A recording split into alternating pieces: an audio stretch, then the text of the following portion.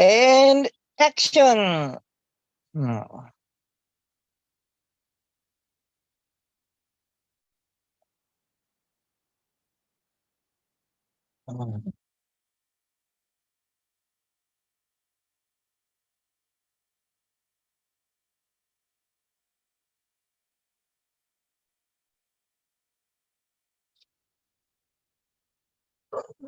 Mm.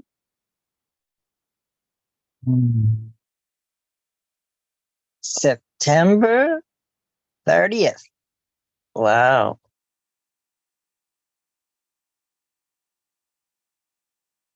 On the 30th of each month, there's an interesting Zoom meeting. Uh, you have to register for it. It's called the 30th Talk,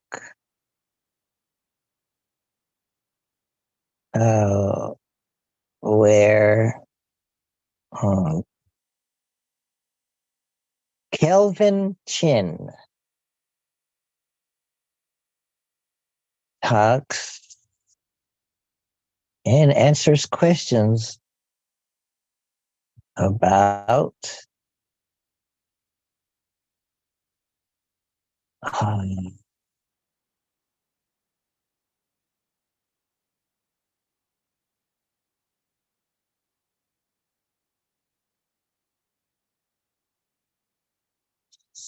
mm,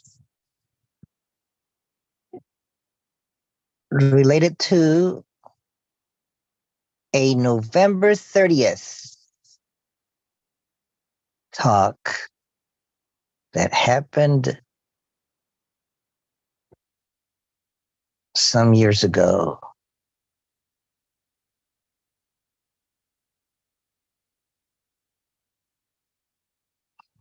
I'm not sure what year, if it was 2014 or 2016, one of the two. Mm.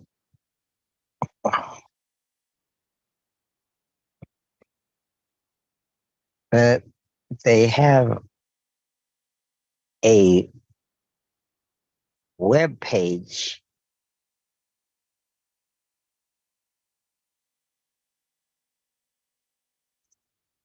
Uh, hmm, I think it's called November30th.com. Let's see if I can bring it up. Hmm. Let's look up November 30th. November 30th. Uh,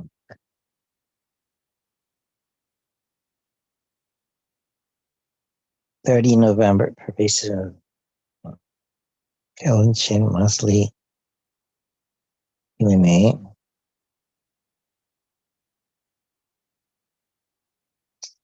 30th November.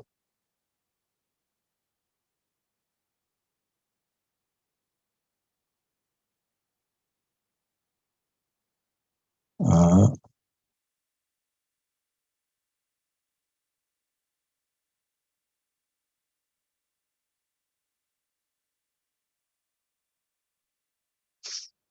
um, I guess I could use this link.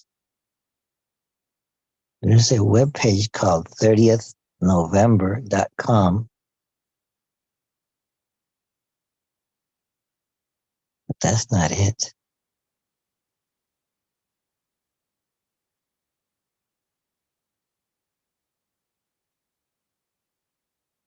Oh yeah, that's it.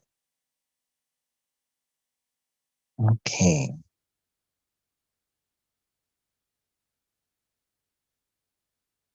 Hmm.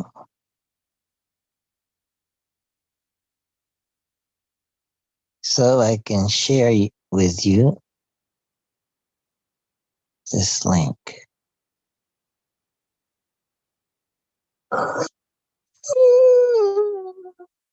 Mm, mm,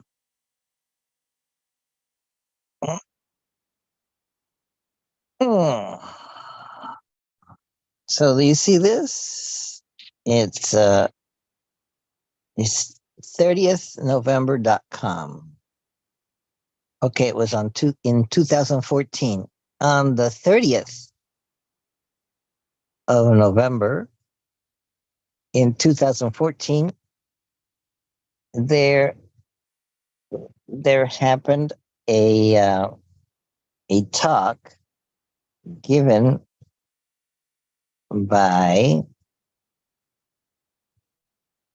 let's see, I think his name is George Hammond.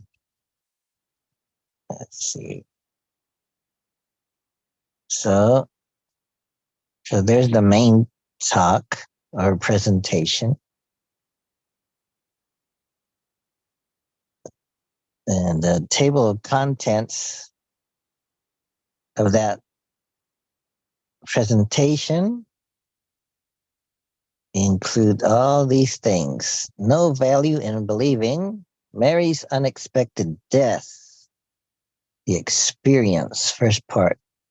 Maharishi's explanation of his personality and history, the experience, second part. Explanation of the movement's history, the movement's new consensus. Who am I?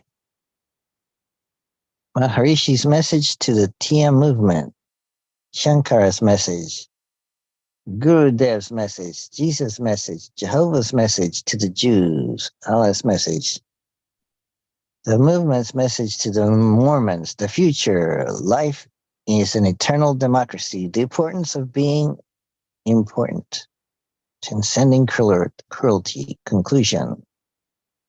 Oh, so let's say hello to David Norton. Hello, Joe. Can you hear me? Yes. Oh, good. So what is this, a video you got? Yes, let's see. Let's listen to Jesus's message. Hey, wait a second. I want to talk to you about something before you do that. Okay? Okay. Number one, remember when you did that thing on about the Greek myths being connected to the Gospel of Mark? Yes. Well, yeah, I think I told you I wrote that guy an email. He wrote me back, Wow. Yeah, that's what I said too, because he wanted to know more specifics as to where I connected the gospel, to Greek mythology, actually to Greek teachings, So anyway, I sent him a letter, still waiting for him to reply. If he does, I don't know if he will or not, but at least I know he's alive and he got my first message, And the other thing I wanted to, mention to you is, when you were doing that thing on time, I think it was last week, right? And Yeah. you got to the point to where you said, well, there's actually no such thing as time. I started thinking about that. And, if you take and understand Socrates and some of the teachings that, Socrates did that are recorded by actually other people, he divided, life up into two different areas, one into a spiritual area and the other into a physical area. And he also referred to the mortal and the immortal. Okay, the mortal is a physical presence of a person. Okay, and the immortal is basically the spiritual presence of immortal of a person. Well, the thing is, when you take your definition and apply your definition in a spiritual manner, everything that you said with that is very true. But when you take and apply it to a physical manner, then everything is not true. Because in the physical world that we live in, our mortal bodies and everything, it's just natural for people to take and try to understand what we live in, where we live in, and what we see. And by doing this, okay, we create measurements of different sorts. And in doing measurements, the thing is, time is one that we have to take and break down into different measurements for our own being, you see. So therefore, I concluded after listening to you and everything as to what you were being said, it was right, in one sense, and yet it's wrong on the other sense, because In the physical world, we have to use different measurements in order to take and understand the environment that we live in, but in the spiritual world, the thing is, everything is, like you say, time doesn't make any difference because everything is it's just there, period, at the moment, and Socrates did a good job, of breaking this out, to a large degree. And the thing is, when he comes across and he says, what is it? I know that I know nothing. Well, he's putting himself, his spirit, into that position of time where, okay, he knows nothing. He's not taking and creating a measurement there for time. He's just accepting whatever is in his environment and trying to understand it. Unfortunately, people cannot do that because they get bogged down with all this knowledge of measurements and everything. And then it sort of confines them, to whatever it is that they whatever they believe or whatever they've been brought up into, you see. So the thing is, you actually have two different definitions of time. One is a spiritual existing definition of time, and the other one is a mortal or physical definition of time that, people use, period. So anyway, I was thinking about this and I thought to myself, well, he's totally right. Just like I brought up the thing about what you had said about, actually there's no present, which is true. And the thing is, and even you can relate this to the physical being of people, because I mentioned this to a fellow that I seen later on that same day that he came over for dinner, and he says, well, he says in the real world, he says, though, if I am swimming, I'm telling you what I am presently doing, at which he was right, But the thing is, the definition of the spirit is totally different than the definition of the physical. So I just wanted to bring that forward. I don't know if it makes any sense or not. I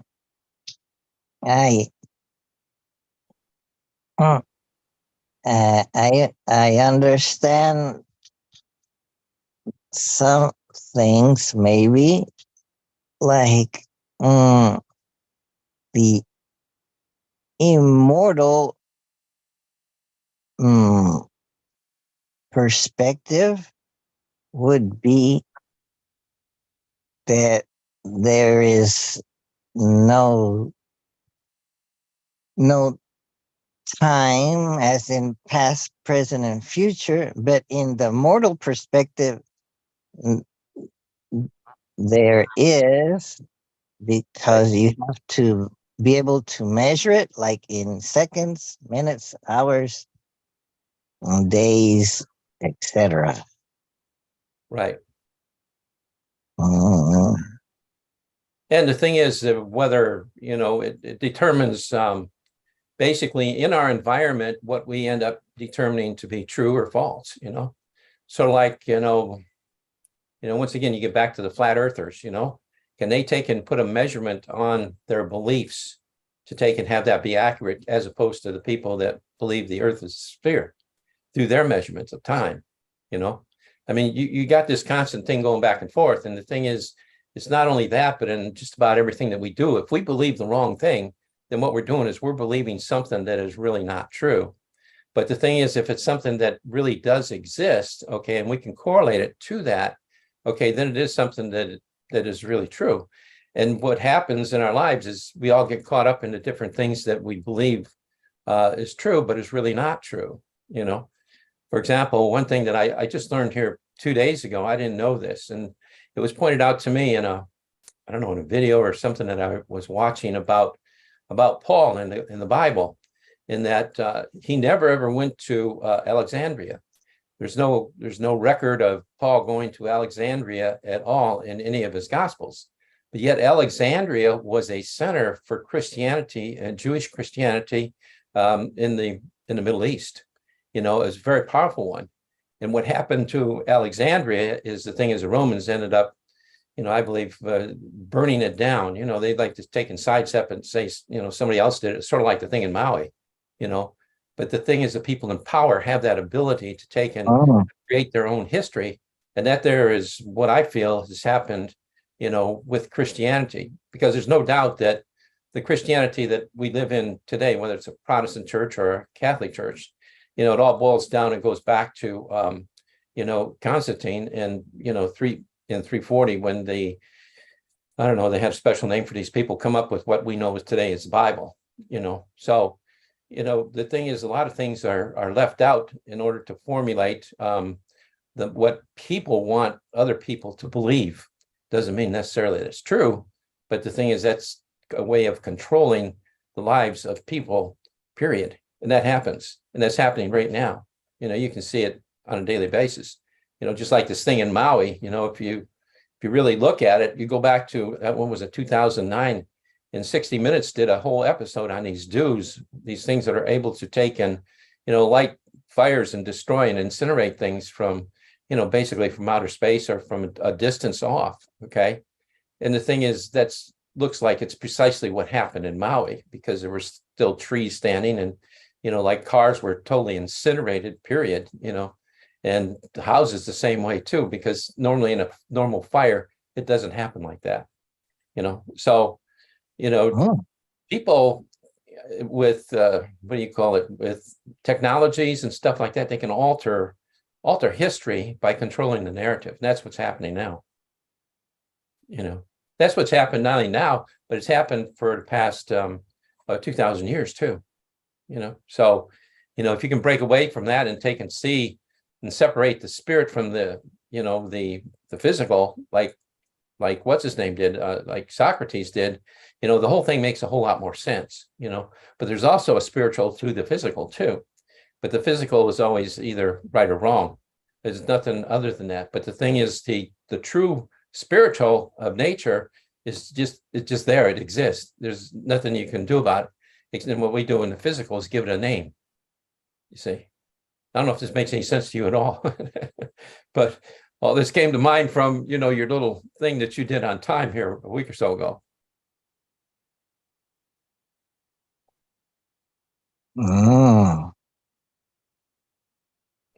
So the people in power were able to they can manipulate everything. Select the books that went into forming what we now call the Bible. Yeah. So they left out some books that were maybe too difficult for them to understand, or it. No, the thing is that contradicted something. Yes, it contradicted their. And those books, they were later found in in the Dead Sea Scrolls, or in somewhere in Egypt, were found in a cave in the jars. Yep, all that stuff leads to it. Thomas. What's that? Like the Gospel of Thomas. Yeah. The Gospel of Judas, the Gospel of Mary. Well, they didn't call them Gospels, but it was concerning them. Right. Well, you could call them a book, sort of say, because that's what they were, or you could even call them an epistle, because an epistle is just a writing. That's all it is. It's something that is written down. But the thing is, there were recordings of this, and I also recently read that there was in Alexandria, because they're constantly discovering new different things, that there was a book that paralleled almost precisely the Gospel of Matthew, which makes total sense to me. But the thing is, there were certain things that were left out, and I couldn't find a copy of it to read it, to understand it. But I do believe that probably what was left out was the first maybe 2 or 3 chapters, because you see the first 2 or 3 chapters, merely take and tie Jesus Christ to Abrahamic teachings of Judaism, of which, if you read chapter 8 of John and really understand what he's saying, he's separating himself from that Abrahamic teaching, but still allowing the fact to understand that God had a great part in what happened to Abraham, when he was going to sacrifice his son Isaac. I mean, that's what this whole thing is about, because it splits the two, apart. And Jesus Christ does that himself, and I believe that that's what happened in Alexandria too, because without it, you see, the thing is, the idea of of a sacrifice, period, it doesn't exist, because it doesn't exist in the words of Jesus Christ, only in the words of the authors and the altercations that have been made to the Gospels. So in reality, you know, it lends its hand to an authority of which was created by the Roman government to take and control the people. Because if the people don't know the truth, then they can't question the authority. It's that simple. And that's why, you know, they had to take in, you know, Caiaphas, when they found out about Christ and everything, he said, we need a sacrifice for the people. And that's exactly what they did. And it was historically recorded as that too. But the reality of it was, Jesus did not come to be a sacrifice for the people. Jesus came to take and complete the law. And, you know, as Moses says, what does Moses say in chapter 18? I'm going to raise up a prophet like you, Moses. God's talking to Moses, and I'm going to put my words in his mouth, and anybody that doesn't believe him is going to be held accountable. It has nothing to do with being sacrificed. It has everything to do with the words that come out of the mouth of everyone that speaks, period. Because no matter what, you're accountable for the words you speak in your community, in your family, and in the world, everywhere you go. I mean, that's something that's just a common fact, almost like you point out in spirit that, you know, time really doesn't make any difference, you know. The same way with this, because the fact is that everything is held accountable, period, no matter how you look at it. I mean, it's something that is of the natural spirit, you know. And the thing is, when you want to take and sacrifice or kill something, that violates everything that Moses taught. Because the first one of the commandments of Moses, thou shalt not kill, you know. So when we go and we want to kill each other and justify it, you know, it's not there. There's no justification for it. But the thing is, it does happen in the physical world, because a man gets upset at another one, drives him to the point where he will kill somebody, you know, when he gets so upset over it, you know, just like Socrates' wife, when she got pissed off at him and she dumped a chamber pot over his head, you know. And when Socrates said, he was a very calm guy and he understood what was going on. So what did he say? He says, well, he says, there's the thunder, where's the rain? You know, I mean, that's just the way it is. But to understand this, you know, it really can open a person's mind up to a lot of different things.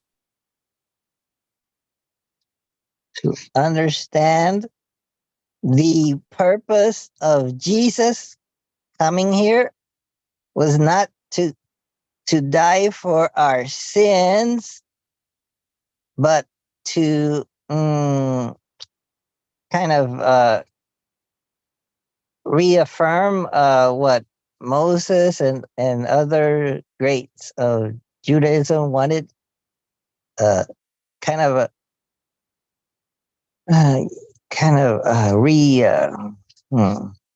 reaffirm Judaism. Right. The thing is, you see, Moses, when right at the time of Moses is the time of they started doing writing, and that's how things became documented. But you see, Moses came along long after Judaism had started. You know, I mean, everything goes back to the Garden of Eden.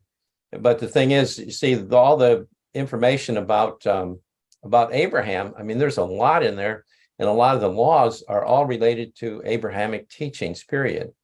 So you see, the thing is, Moses couldn't override that, because that there was the people believed all this stuff, and they still do today, you know.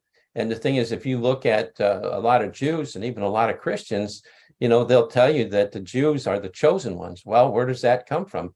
That comes from Abraham, where, you know, his vision of God said to him, I'm going to raise up a nation, you know, from your children, and it goes on and on and on, making it a thing of nationality, of discrimination. You see, that's how we get all this discrimination against all these different races and nationalities. It's not a thing of discriminate against color of skin, but of nationalities and of different beliefs and things of that nature. They all come from Abrahamic teachings, which are all wrong. Because the thing is, we all live in this world together, and our nature, the nature that we live in, is pretty much all the same, you know. The only thing is that Christ and what Socrates sort of do is they bring us in connection with that nature, if we're willing to take and you know, listen to what they have to say. Oh, you know. But the thing is, once you believe that Jesus Christ died on the cross, I mean, that's all you need to know about him, period. Then you're saved, right? You don't need to read anything more about him, as long as you know that he died on the cross. That's stupid. I mean, because the thing is, there's so much more to him. There's so much more to the words that he spoke and why he spoke them, and what he's actually saying. But the thing is, if you believe that he died on the cross for your sins, boom, it's all over right there, because you're accepting that and, well, I'm saved, period. And you just go on about your life and believing that and just accepting everything that happens to you that is from God. You're unteachable. But the thing is, you see, like believing in the words of Jesus Christ and also Socrates too, you never become unteachable because you're always there to learn something. So to me, that's the big difference between the two, and which one serves the community much better. Obviously, if people sit around and are allowed to take and expose their own feelings, and see the feelings of other people and what they're saying, so then you get a larger understanding of what's there. Just like a young person, somebody that's 10 or 11 years old has no idea about the experiences in the world, but you get somebody that's 30 or 40 years that have lived in this world for a while, they automatically have experienced different things that the 8-year-old or 10-year-old has not. So they know more, they understand more that's going on. But yet when we're 8 years old, we think we know everything, or 10 years old, or 15 or 20, whatever it may be. As we grow older, we know everything. And when they throw that in there about Jesus Christ dying on the cross for your sins, and you believe that carries throughout your whole life. What it really is a peg in your mind stopping you from believing anything else other than what's there. And the thing is, the people in authority and in power do everything they can to destroy any thoughts that you may have that counter what they want you to know. And that happens. That's happened throughout time. I mean, it's happening now, but the only thing is now with the internet and everything, there's as much new information coming onto the internet as there is them trying to take and control your mind. Oh. So if you look for it, it's there, but if you don't look for it, well, then you become part of it. It's that simple. Yes. I think somewhat in that way, in that the murder or the crucifixion or the sacrifice of Jesus, it was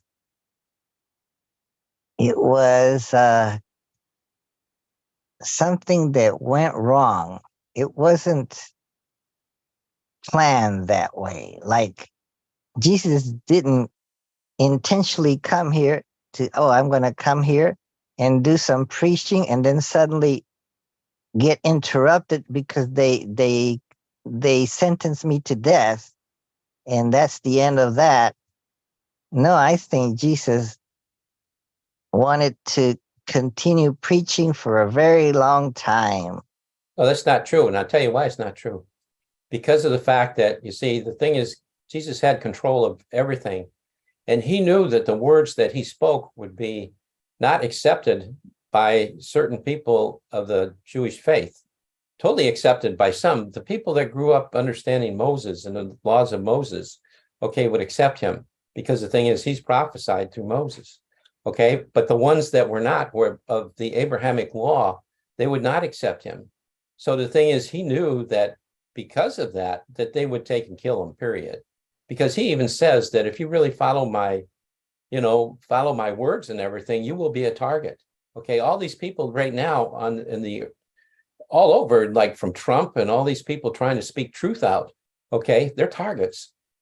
They're really true followers of Jesus Christ, whether you believe it or not. Because the thing is, they're trying to put out truth. If you just put Jesus aside as a person and say, hey, look, say truth is Christ, period.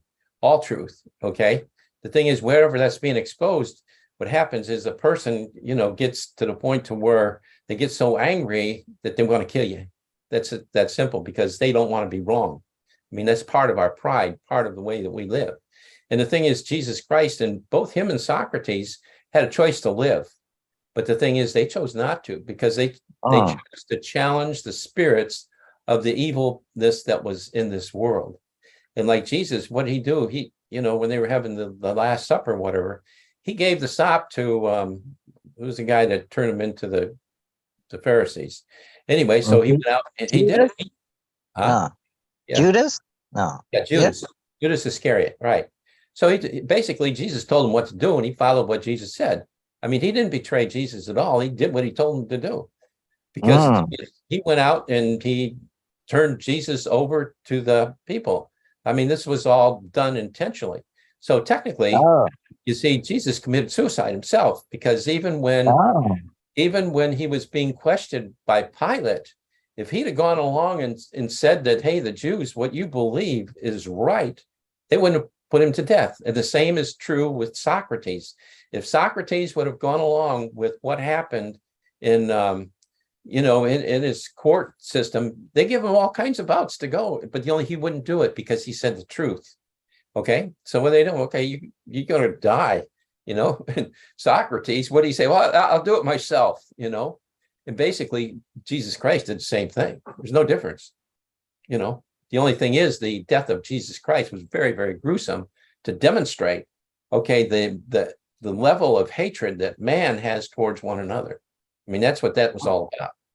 And the thing is, the only way to go by and to understand that is by understanding the words and the teachings of Jesus Christ, because it's the way it was, the way it is, But what in the teachings, or what in his broadcasts, his talks, what was it that was offensive, and was it offensive to whom? Oh, to which people with power? Which the Pharisees and the scribes were the ones. The Pharisees and the scribes are the ones that wrote the law. Okay, they wrote the law for the Jewish beliefs. Okay, and in their law, okay, they said that nobody could ever claim to be God. Well, the thing is, Jesus Christ, in a roundabout way, did that, and that's why they crucified him, because he was accused of blasphemy, of saying something that was not true. I mean, that's always the issue in everybody's life. When you come to find out something that is a lie, it creates tremendous amount of anger in people. Okay, the thing is, when you take and understand and read actually the laws that he completed, he was not wrong, because he wasn't calling people to kill each other. He was calling people to take in, to engage with one another, to solve your differences. Just like when it comes to murder, what does Jesus say? He says you can't even be angry at one another, but the thing is, take your whatever it was and put it at the altar. In other words, whatever your grievance is, take it at the altar and present it to the person that you have your grievance against, and try to take and have some kind of understanding. That makes total sense. That's everything that's true. Because if you don't do that, you're going to be fighting with that person. That person may even want to kill you. Okay, and that's what Jesus Christ actually, he did what he preached, sort of like a Donald Trump, same thing. He did what he preached. Do you think, or can you direct me to the Gospels where Jesus claims towards the Pharisees and scribes that he was God?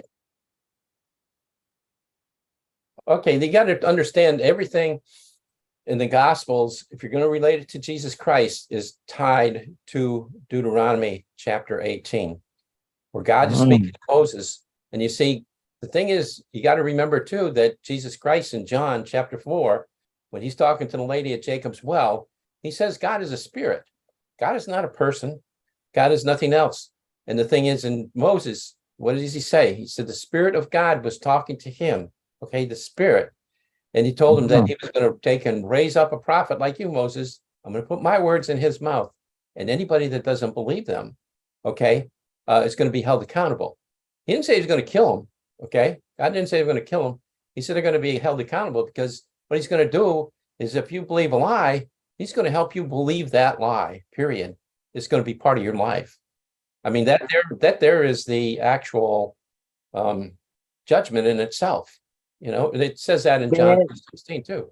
that he was going to send a prophet to talk, and then you're supposed to follow that prophet, or else you'll be held accountable. Yeah, And that's that true. prophet would be Jesus.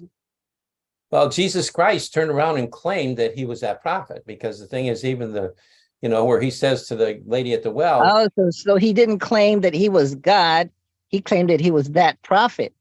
yes, yeah. So there may not be any place in the Gospels where Jesus himself says, "I am that God." He might claim that I am that prophet, but not I am that God. You don't claim to be that. Well, he says, I am the truth. I am the light. I am the bread of life. All these No, things are the way the spirit comes to each individual on this planet.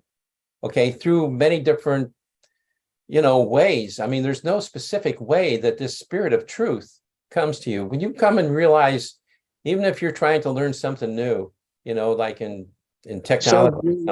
so do you think that the scribes and Pharisees, when he said, "I am the truth," then they equated that to him saying, "I am God," or what?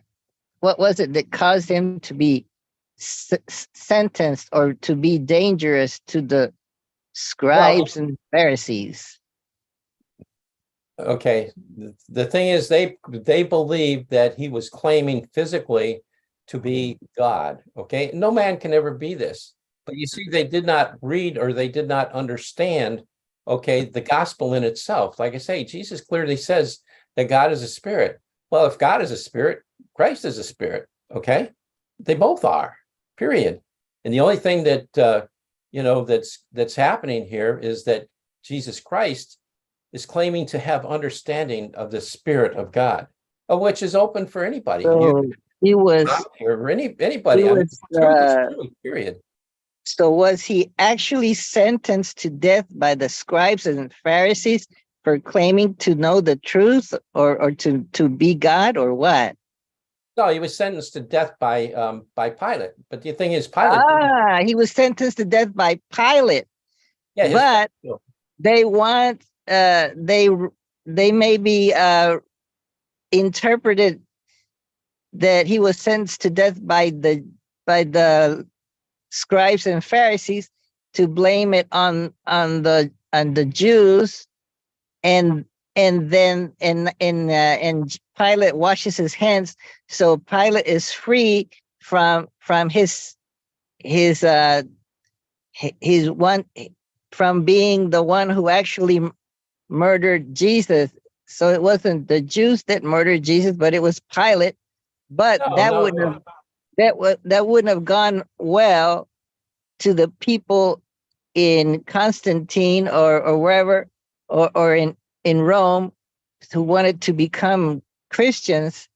They wouldn't have liked that it say that it was Pilate who murdered Jesus. They preferred to say that it was the Jews who murdered Jesus, and that was the beginning of anti-Semitism. So they blamed it all on the Jews, and instead of blaming it on Pilate. Well, the thing is, the Jews and the scribes and everybody that pronounced his death that Pilate could not overcome was a jury, was the masses of people that believed in the Oh, so scribes it and the was Pharisees. It's like the a jury. masses of people when he told the masses of people, "Who do you want to be freed? This thief Barabbas, or this king of the Jews, or the one that claimed to be king of the Jews?" Right. And then the thing is, you Then have to. the crowd chose the thief to be freed. Right. And you see, the thing is also in that too, is that there's a sentence in there somewhere saying that, that whoever believes and is pushing this forward, okay, the blood, I don't know, Pilate said it or whatever, is going to be on the hands of the people. Okay. In other words, the people and their ancestry and the people that believe what they did, okay, whatever goes wrong in their lives is because of this act. And that's true. And that's what happens. So they blamed it on the people, the Jews, for They the didn't death blame it on the of, people. They blamed it on Pilate. they blamed it on Pilate. Right. But Pilate told the crowd, who do you want to be freed? And so the crowd chose Barabbas the thief. And so the crowd, being Jews, murdered Jesus. That's true. But the thing is, you have to take, and if you understand the words and teachings of Jesus Christ came, for the Jews that have, what he called, have gone astray, that are, okay, like I say, in the Jewish faith, you have two actual different beliefs. One are people from the camp of Moses, and also one from the camp of Abraham. Okay, the camp of Abraham is the one that was responsible for Jesus because they believed in sacrificial theology.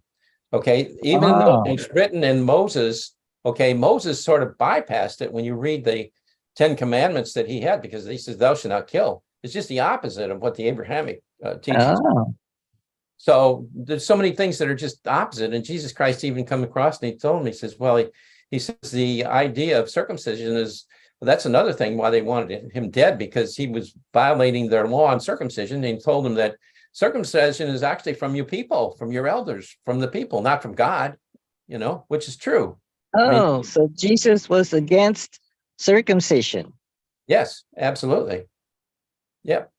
Oh, so Jesus was against the law and everything that was being taught by the, by the legalized part of Judaism.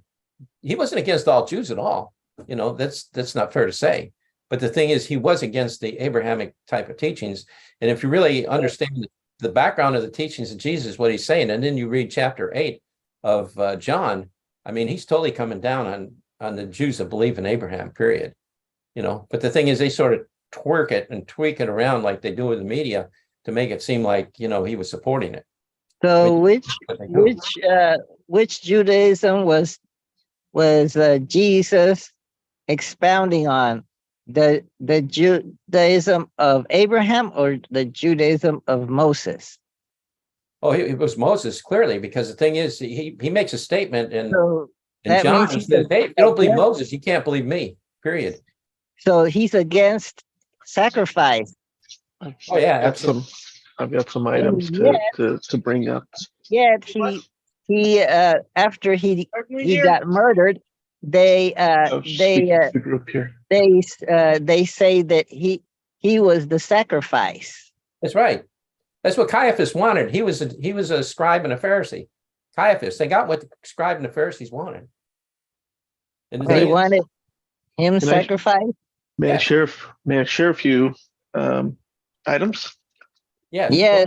Chris, go ahead, Rabbi Rami. Oh, please. Lord, Rabbi means teacher. So I'm not going to say that any of us have it completely right, nor were any of us there. But from the record and from prior teaching from other teachers, Jesus came from the order of Melchizedek, and Melchizedek was actually a priest that Abraham learned from. In terms of his death or sentencing for death, there were at least 3 groups involved, but I'm going to argue it's 4 groups involved, or 4 involved. So yes, Pontius Pilate, he issues the order and washes his hands. The majority, because they choose the zealot Barabbas, who had murdered a Roman soldier. So and then the religious order of the day, which was a consortium of different Jewish beliefs and leaders. So you have the religious leaders, you have the state, which is to say the governor and the soldiers, you have the majority of the people, and then finally, and most critically, you have God, who sent his son and If you read Isaiah, Jesus represents Emmanuel, God with us. And as stated so many times throughout the prophets, the Messiah would come, would be bruised, would be beaten, would be go through all this trouble, and would be killed, much as the line of so many prior prophets even before him. So I see four different sets there. The most significant of which being God. And I think the question that one has to ask is why. The thing is, Rami, with your conversation there and with things that you said, go back to where before you came into the conversation and where me and Hiro were discussing something different in that, I mean, there's so many things. If you read the Gospels of Jesus Christ, what it goes back to is the time when last week or so, Hiro was talking about time. And the thing is, when you were talking about time, and I pointed out to him that one thing I learned on this past week or so was that, actuality, his explanation of time was, he said there was no present and actually time does really not exist. And the thing is, I thought to myself, well, that's not true. But then I went to Socrates, okay? Because what Socrates did is he broke things up into the physical, the mortal part of a person and the immortal part of a person, okay? And with that, okay, if you look at what Hiro was saying about time, okay, if you look at it immortally, what he's saying is very true. But if you look at it as the mortal or physical part of a human being, it's a total lie. Because the thing is, we need to have time to have some sort of measurement for the environment and so on and so forth that we're in. Okay, and the same is true with, to me, the teachings of Jesus Christ. Jesus Christ represents the immortal. He doesn't represent the physical, but everything that you just explained to me, okay, had everything to do with the physical, and that what we're taught from our authorities is true. Exactly that precise same thing. But another thing in regards to that, it all comes from Paul and teachings of Paul. But the thing is, there was also another group of Christians there that sort of got demolished, and those were a group of Christians in Alexandria. And I understand that was run, the leader there basically after the death of Christ was James. And the thing is, if you look at the epistles of Paul, Paul does not touch Alexandria. As a matter of fact, James and a couple of apostles, they take and discipline Paul for the teachings that he was making in Acts. It's there. So the thing is, to believe the authority of what he's pushing just merely represents the ideology that comes from the representation of the Bible that was made through Constantine in 340, which was 1800 or 1783 years ago. I mean, and the thing was a government type of, it was a government document, but Jesus Christ does not talk with governments. He does the spirit, just like it says in Matt and John. God's a spirit. He comes and goes like he will. And that spirit is one of truth, and it's one that teaches people an experience. Yes. There's been multiple Bibles. The first compilation comes from Marcion, and I think I probably have the date wrong, but I think it's dated to around 180. Okay. Yeah, but all that's a bunch of BS too. I mean, when they come out, they'd say that Mark is the first one. Well, the thing is, Matthew and also John, both of them are claimed to be done by disciples of Jesus Christ. Mark wasn't. He was a disciple of Paul, and so was Luke. But the thing is, there's substance in both of the Gospels. I don't know I don't know where you're sourcing that information from, because I always thought of Mark as being there when he was younger, and he writes the story before he dies. John, I understand, as being from the disciples of John, and then John signs off on it at the end, towards the end of the first century. There's a whole story behind that whole thing too that's sort of is really bogus, because when you look into the substance of it, John was young. Him and Peter were kids. I mean, they were very young, sort of like Plato. All this stuff that we get handed down through history comes from these young kids. But the only thing is, there's a lot of substance that is also in it. And who really betrayed Jesus Christ? It wasn't Judas, it was Peter. Peter's the one. And what do they named the basilica in Rome for? Peter, St. Peter. I get what you're saying. Yes. But the thing is, Peter is the one, that really betrayed Jesus Christ. And so did John by writing Revelations. Because everything in Revelations is found in Matthew chapter 24. Same thing. But the only thing is, Jesus Christ tells you exactly what's happening. And it's expanded, and you have messages to the 7 churches that are a bit more specific, each representing some different way in which churches can go off the tracks. That's all garbage, because I lived one of those churches, and that's when I found out, when I really truly started reading the Gospel of John. And the Gospel of John, whoever wrote Gospel of John did not write Revelations, because Revelations is totally a different story. Yeah, Revelations is John of Patmos. He was a fellow who was exiled to the Greek island of Patmos. I think there are 2 different Johns. Well, not only that, but I think it was John of Patmos that actually wrote the gospel that we have of John now today, because of the fact that if you look at the very last chapter, what does it do? It exalts Peter. Okay, the one that betrayed Jesus Christ is exalted, above all the others in the last chapter. I think that last chapter was. Do you mind if I turn on lights? John. Hold on. Okay, hold on. My wife asked me both to be in here and keep the light off, so I'm going to have to go to an online edition. I was pulling out this version.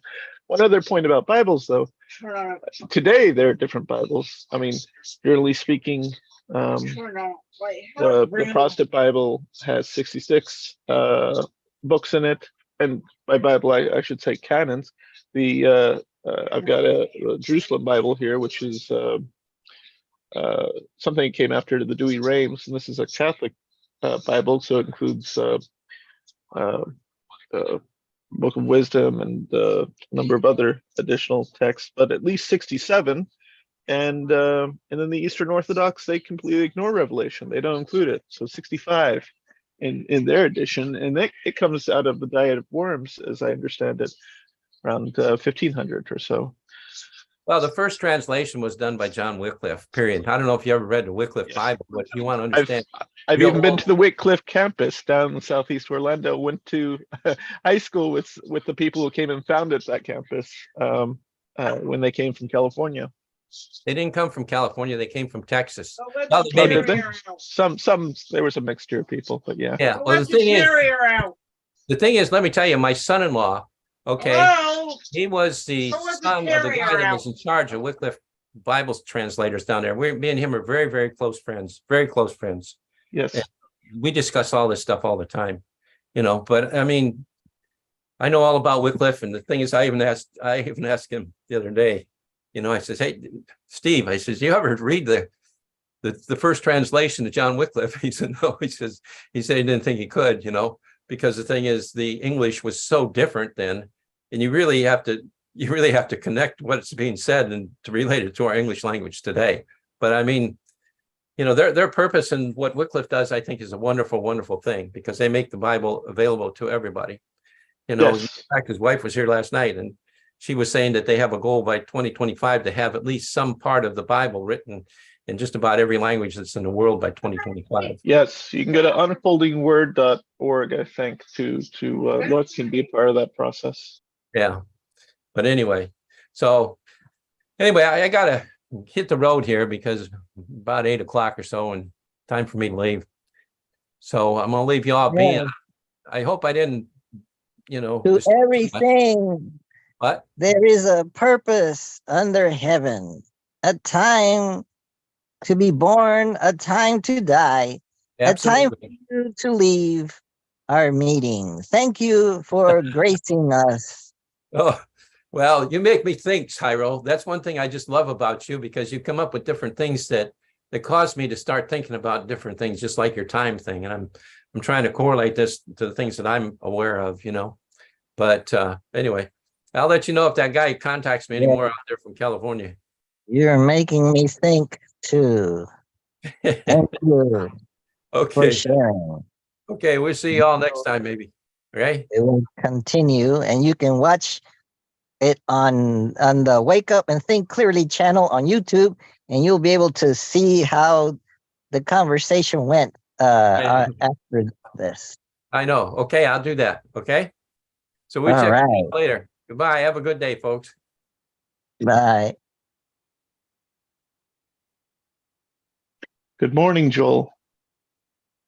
Oh, good morning, Joel. Oh, Good good morning, Rami. morning. Good morning, Hyro. Good morning, Dave. Don. Good morning, Jesus. Good morning, Dawn. Good Dawn is morning, here. Don. Don is in the house. Dawn is It's in the house. Yahoo! Good morning. Oh, that lovely voice. Good morning. that Aw. lovely voice. What are you eating? Yogurt and frozen cherries. Yummy. What Very have nice. what have you missed, Don? I will summarize what you have missed. Okay. Nothing. Not More, much, more Bible But- study. but I asked the question: why was Jesus murdered? Was it because of Pontius Pilate showed Jesus and told the crowd, "Who do you want to be freed? For me to free, you get Jesus or you get Barabbas, some criminal." I heard it was a common thief or that he killed a Roman soldier or something like that. So they shouted Barabbas, free Barabbas. So they let him go. And so they kept Jesus. But then, so in that episode, was it there that Pontius Pilate washed his hands? So as so that symbol is that he's freed from the sin of killing someone. Maybe that could that be a symbol that it was the people who chose that Jesus be killed instead of the other one. So they blamed it on the Jews in the crowd. And so when early Christians interpreted that, and there were actual Jews around town, then they would treat the Jews like the killers of Jesus. And so that went on through the history of Europe, and that caused anti-Semitism and the Holocaust. It made it easy for the Christians to kill the Jews. What do you think of that idea? I think that's an interesting story. Hmm? I think it's an interesting story. Have you heard Uh, anything like that? Yeah, I've heard some things. I grew up in a, religious home. So I've heard those stories.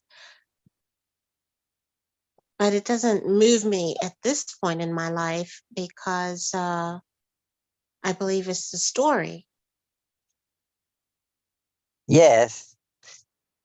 Eh, in trying to figure out how did this sect of Judaism become so wildly popular all over Europe.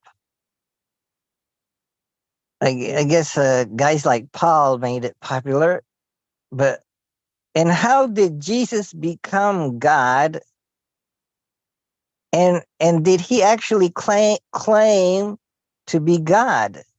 I don't think in reading the Gospels you find that Jesus saying, "I am God." Maybe the closest would be, "I am the truth and the way." But anybody can claim that.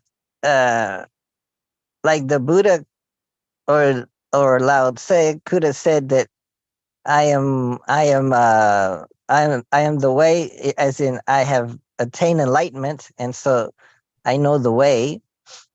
I am one with the way. Early in the gospel, he makes a statement. I think it's about 12 when they go and visit the temple, and the parents are going back to their hometown, and they realize that their son Jesus isn't with them, and then they have to go back to Jerusalem to the temple. And his response, he's found amongst the teachers, and the teachers are sort of amazed by the things that are coming out about his mouth. And his response to his parents is simply, "Well, I had to be about my father's work." Aha. So the unique place So is that he he is the begotten recognizes Son of God. his father. So he recognizes that he is simply a son of a father, but not that he is the father. He is separate. He never claimed to be God. It was after he got killed and they promoted that he was God. They elevated him to godhood. And then later in the Because Gospels, that was common. That was commonly done. That was commonly done in the European, in the Roman Empire, where you would elevate a person like Caesar. They would elevate, deify, right? deify people to become godlike. That's common. So that then they build a statue of them, and they say, now he is God. Now go pray to him. Okay, So so they elevated Jesus to being a god because there were other gods. So you can't just build a religion on not on just a prophet. You have to elevate him to God status. So he never claimed. He may have claimed to be a Messiah, but there were lots of Messiahs at the time. People that wanted to rebel, to fight for the freedom of Israel from the bondage of the Romans. So that was the purpose of a Messiah, one who would liberate the Jewish people from their dominion. yeah, that So, was the idea there. What they thought so, would be the case. so that by claiming to being the Messiah or the King of the Jews, then that gave the Jewish no the Roman governor, the Pontius Pilate, the reason for killing Jesus, because he was claiming to be a Messiah or a king of the Jews, a liberator of the Jews. So that was the reason for his death. I would say maybe there were Pharisees and scribes that maybe didn't like what they were hearing, certain ideas. Like it sounded like David Norton said that Jesus was against circumcision, so they didn't like that. I don't know why he would Certainly. be against it. I don't think he is commenting. Jesus, at one point, he's given credit for having said that the earth will pass away before one jot of the law passes away. My father has a way of putting this. He grew up in Jerusalem. He attended the tomb of the Holy Sepulchre, the spot wherein it was decided during the age of Constantine that Jesus died on the cross. And he has a statement. He said something to me one day. He said, and this may sound controversial and upsetting to some people, but he said, on an totally unrelated topic, he says, well, it's not like it's gospel. And then he goes, well, and then we're not even sure that gospel is gospel. So at least that's what he was saying. And he was speaking also, though, and I must say, as someone who grew up in a primarily modern, or contemporary for his time, Sunni Muslim background family. And so a lot of different people can say a lot of different things. But and I do my best to just kind of stick with what's in the canon, because I feel that what's in the canon is enough. It seems sufficient. And by canon, I first refer to one of those collections of all the biblical work being in America and being Protestant dominant, it would be the 27 works in the New Testament that made it, that puts in that we common in our Bibles today. And then if you want to, you could include the 39 works that are usually included in that same canon called the Hebrew Scriptures. But just in the New Testament, in terms of what Jesus says about God, well, he would refer to God as Abba, as his father, and he'd say that no one has seen God. So he's speaking truth there. But then he also says that he has this unique thing that says, except for the Son.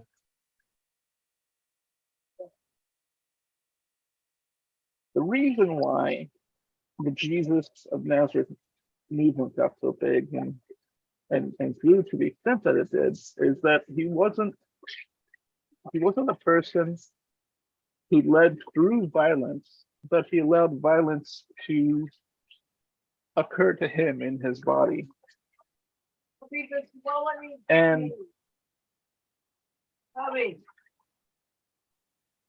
And in the process that he took, in the path that he took, not only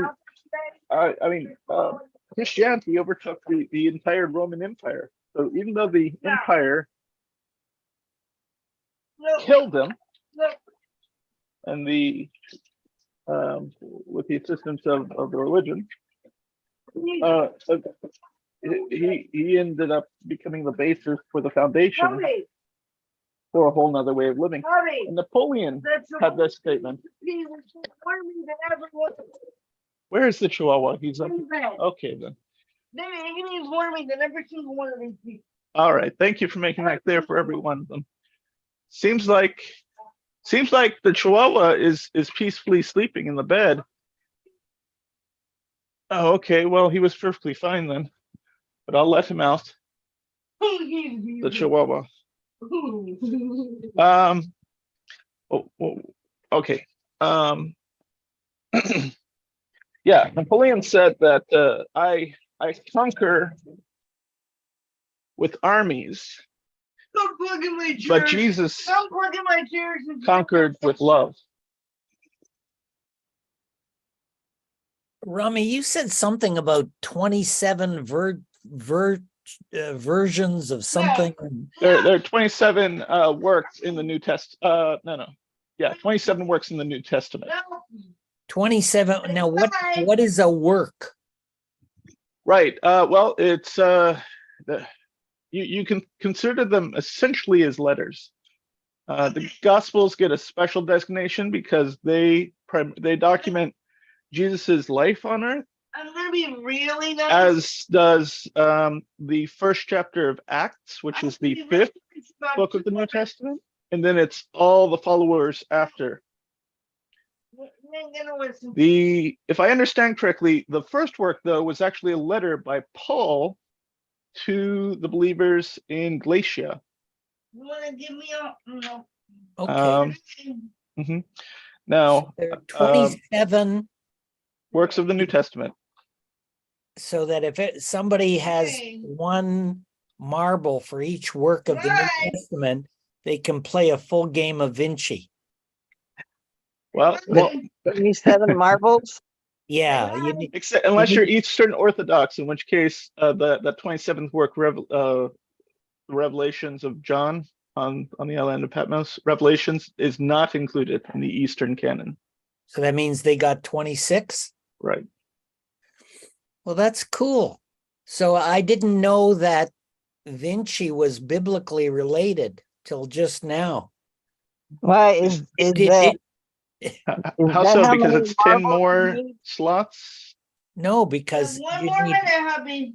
you need 27 marbles to play a full game of Vinci in every mode.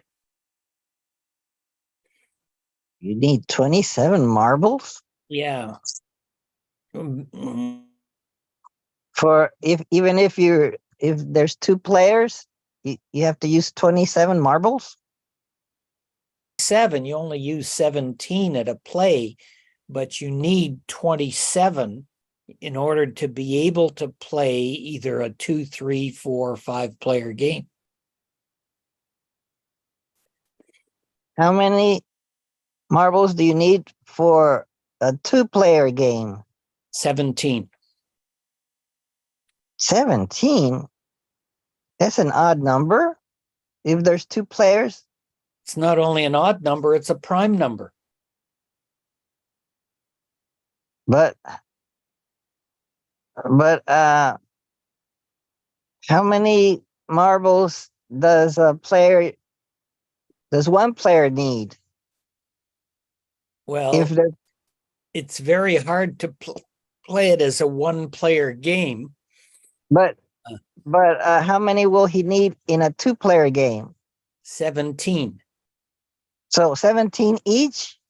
Like if I'm white and No. he's red, you need 17 white and 17 red? No, you'll need 9 white and 8 red. 8? Why? One less. Because there are only 17 spots on Jesus's Vinci board. Let me see. Because there's Uh, only 27 stories or letters or whatever. Normally, one square has 9 spots, but since the 2 squares are touching, they have a common spot, then you'd only need 8 more for the other side. You have reasoned this out in a way that would do Socrates proud, Jairo. Probably Oh. a grade 3 math teacher as well. Oh, thank you. I am so mathematical.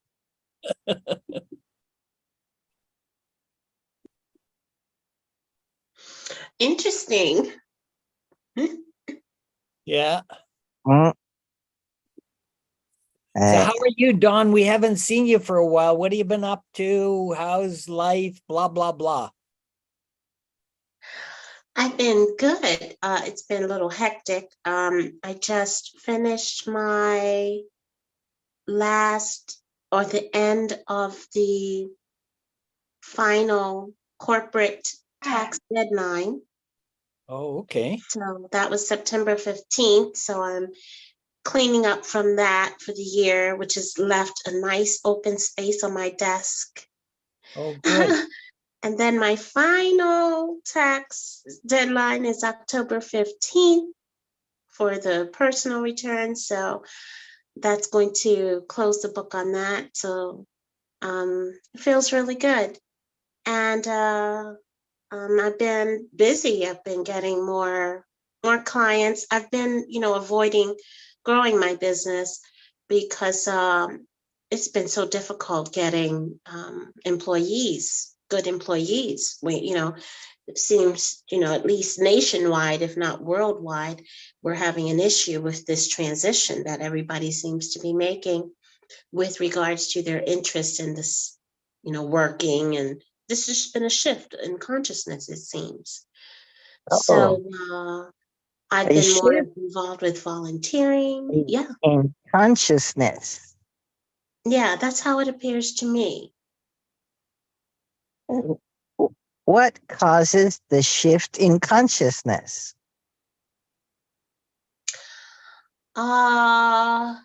This massive shift that I feel like I've witnessed since the pandemic, I believe it's something that is energetic. It's about the energies permeating the earth. What is an energy? Is that something material or spiritual, or is that something does it have intelligence? Is it emotional? What is an energy? It's all of those things that you said, actually. It's all of those things. It presents itself in that way, but it's a force. Can an energy be vacuumed and put into a jar? I Mm. think you would find some energy in jars as well. Yeah, I think it's hard for us to discuss energy in this way because we're not used to talking about it in that way. But actually, it's everywhere. It's electric. You know that Elec- song. You can electro feel it. It's electric. electromagnetic. Yes, it's all around us and in us and everywhere. Everything is it. But the consciousness shift that I'm referring to, that I feel like I'm witnessing, is a massive volume of people who, exiting the matrix on in a real way, meaning they Wow. are no longer as invested. I'm not saying everyone. I'm just saying there's just been a large volume of people exiting the system and the way they have been attached to it. And the effects of that is that people don't want to work the way that they used to anymore. And it's hard for me to begrudge that because Oh, I agree. I agree that we should not be imprisoned in a so system that doesn't you're benefit the most. you're finding it difficult to hire qualified employees to help you out in your business because those that would be qualified have gone through an an exiting of the matrix, or they're reduced their attachment to it, maybe, so they're not as wanting to get it into it, maybe. Kind of. Yeah. Yeah, I think that's a way to describe it. Is it like the times they are a changing times? Indeed. Yeah, I think we're How going through many, it. how many roads can a man walk down before they call him a man? How Indeed. peace must a white dove sail before she sleeps in the sand? There's also a psalm that talks about right here, right now. There is no other place I'd rather be, waiting for the world to wake up from history. Hey, what's showing there, Joel? A naloxone case. Not sure what it is. I think that's what you give to people who have overdosed on drugs. Mm, I think that's what it is. I'm not sure. mm, Wow. interesting. Another song that, Naloxone. that talks about time. It Oh, comes interesting. Ecclesiastics. To everything turn, turn, turn. There is Yes, a season, turn, turn, turn, and a time for every purpose under heaven. A correct. time to be born, a time to die, a time to join a Zoom meeting, a time to exit the Zoom meeting. I do recall that line being in that song. Was that in one of the 27 chapters, or is that something that only the Eastern Orthodox use? Well, the works is a better way of putting it because No. it's letters. No, They're more like letters, and the letters are subdivided into chapters, except for Jude, which is the one that comes right before the 27th. The 26th is, I think, one chapter. Bubby. But the chapters were later invention that were added just to make referencing easier. They call them works, and then they're divided into chapters, and the chapters divided into verses. So which one was the best for playing Vinci? Who would consistently win at Vinci? By the way, there's a Midwest Vinci champion in Chicago now.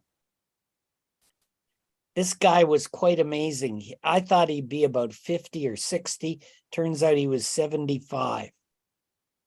I've never seen anybody that age who could pick up the rules so quickly and play so well. Yeah. How old was he? 75. Whoa. Was he an engineer? He's a sales manager for a company that sells tools to engineers. Very nice. Oh, He actually gave me, if I can find it, this little tool for deburring things. It's oh, like a pin kind of device. This isn't it, but wow. yeah, he played against one of his younger salespeople. She was from California.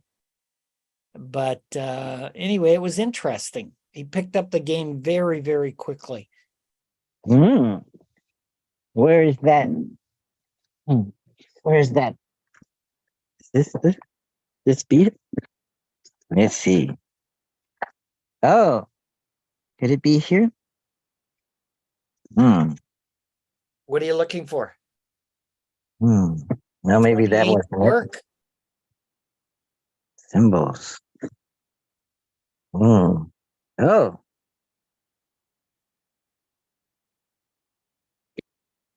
Hmm. Blowing in the wind. How many roads must a man walk down before you call him a man? Yeah. And how many seas must a white dove sail before she sleeps in the sand? Yes. And how many times must the cannonballs fly before they're forever banned? The answer, my friend, is blowing in the wind. The answer is blowing in the wind. Mm, mm. Where's that other book? Mm. Mm, mm. Hey, does anybody know what Joe Bullock does for a living? Is he an Oh, academic? what does Joe Bullock do for a living? Something corporate. Oh, is he? We'll ask him when he joins us later today. Hmm. Turn, turn, turn. What goes around comes around. Have you heard that saying? What goes around? No, what goes around comes around? What other saying? After darkness comes the dawn. Oh, dawn is here. After darkness comes the dawn. What goes up must come down. One thing leads to another. The more things change, the more they stay the same. Have you heard that one? Plus ça change, plus c'est la même chose. What? That's a What French expression. What does that mean? The more things change, the more they remain the same. What you Oh, have is the English translation of the original French. wow. So the French invented that saying? Yeah. Because they're always changing, but they remain the same? Well, I don't know. I don't know what the reason is, but that's the origins. Maybe that's the 28th work. What did you wear when you were a teenager back in the 60s or 70s? I used to wear casino pants. Casino pants? You don't Did even you know wear what these are. And we used to dance the OJ. the OJ? Yeah. Is that like a dance song from the 60s? It was a dance movement. It was a line kind of dance. And the song that went with it was the OJ, or you danced it to whatever? I think we danced it to whatever. I can't remember if there was a specific song. Oh. Mashed potatoes started a long time ago. There's Wow. nothing new under the sun. Yeah, Um, except casino pants. that life consists of a series of cycles. You can see it in politics. We go from liberal to conservative and back again.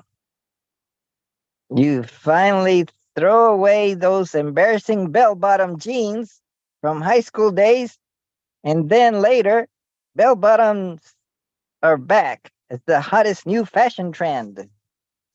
Have you ever worn something way back and then you stop wearing it because you say, "Oh, it's out of fashion," and I would look foolish, but then they come back again to be in fashion? Or and you got rid of them and oh darn it, I got rid of them. Did you wear bell bottom jeans? You did? Oh yeah. Wow. And you wore a shirt showing your chest hair?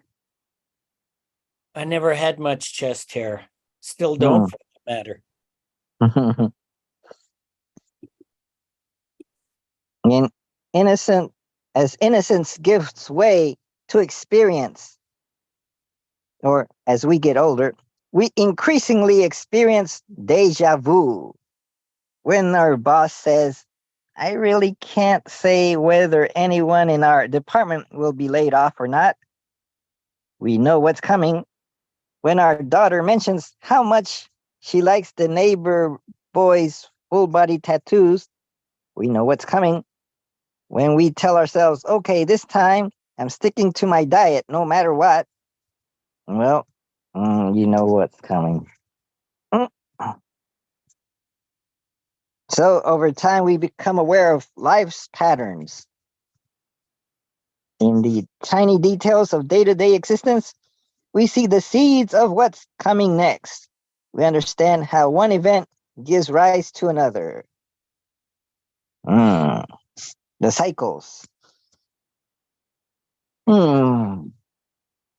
So maybe we're experiencing a shift in consciousness, but we've had shifts in consciousness all the time, all along. Maybe it's periodic. Maybe it's every 5 years. Maybe it's every 7 years. Maybe it's Maybe every it's 15 going to years. be on Tuesday when the US government shuts down. Oh no, I'm not going to get paid. Oh no, Yeah, is that right? I don't work for the government, so that's okay. But what if I need to go to the VA clinic? Yeah, It'll be I don't know what'll what it means when they shut down. I don't know how it all works. maybe it never has happened. Maybe It this time gen it will. it Well, generates it's some happened. chaos and it happens in layers, but they've already determined that they are not going to stop sending money to Ukraine. We know this much. Really? They're gonna stop sending money to Ukraine? They're not. Oh, so that's why they want it shut down. No, they're not going to stop sending money. They're going to keep Oh, sending they're money not. to Ukraine. The question is, will they keep sending money to those who rely upon Social Security, Medicaid, and Oh Medicare, no. They're gonna and stop VA? my mother's Social Security. Abby, Well, we don't know that. But anyway, this no. is a game to play to toss some chaos into the world. Go ahead, please Yeah. enlighten us, Don. No, I don't. I mean, I'm saying, yeah, I agree with you. It's not. There's nothing for you to worry about. The whole thing is designed to keep you in a state of panic and worry and dependency on the system.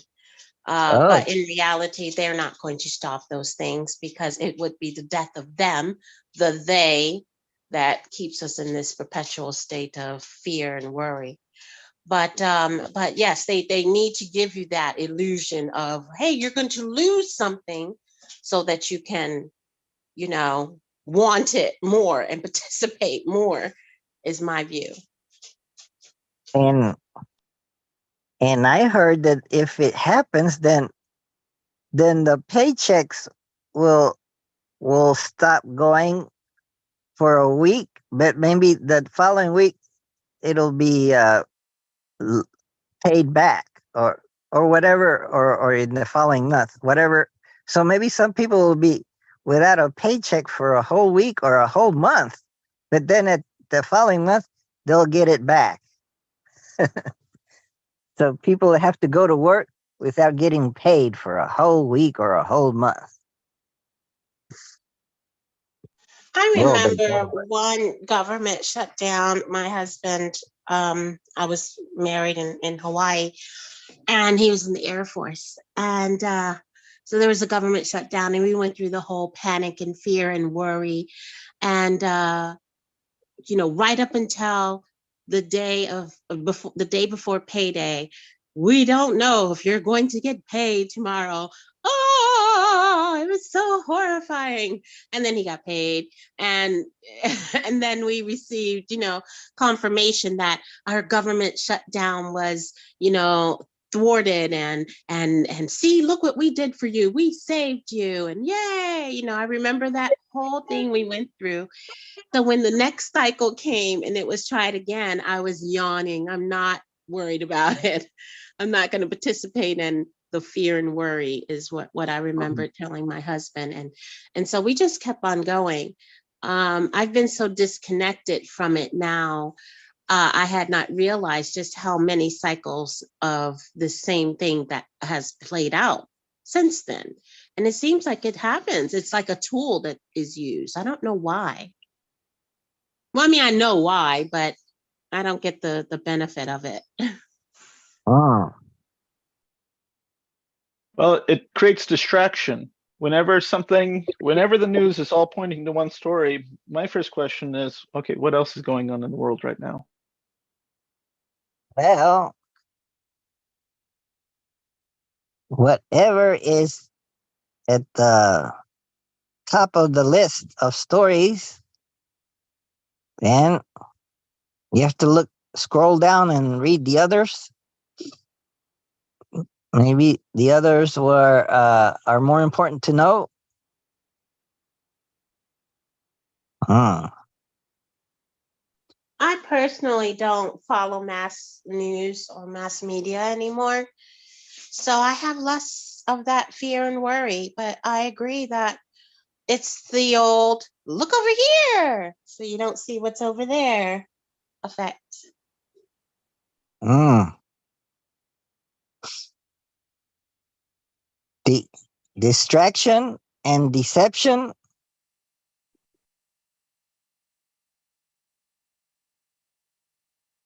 Hmm.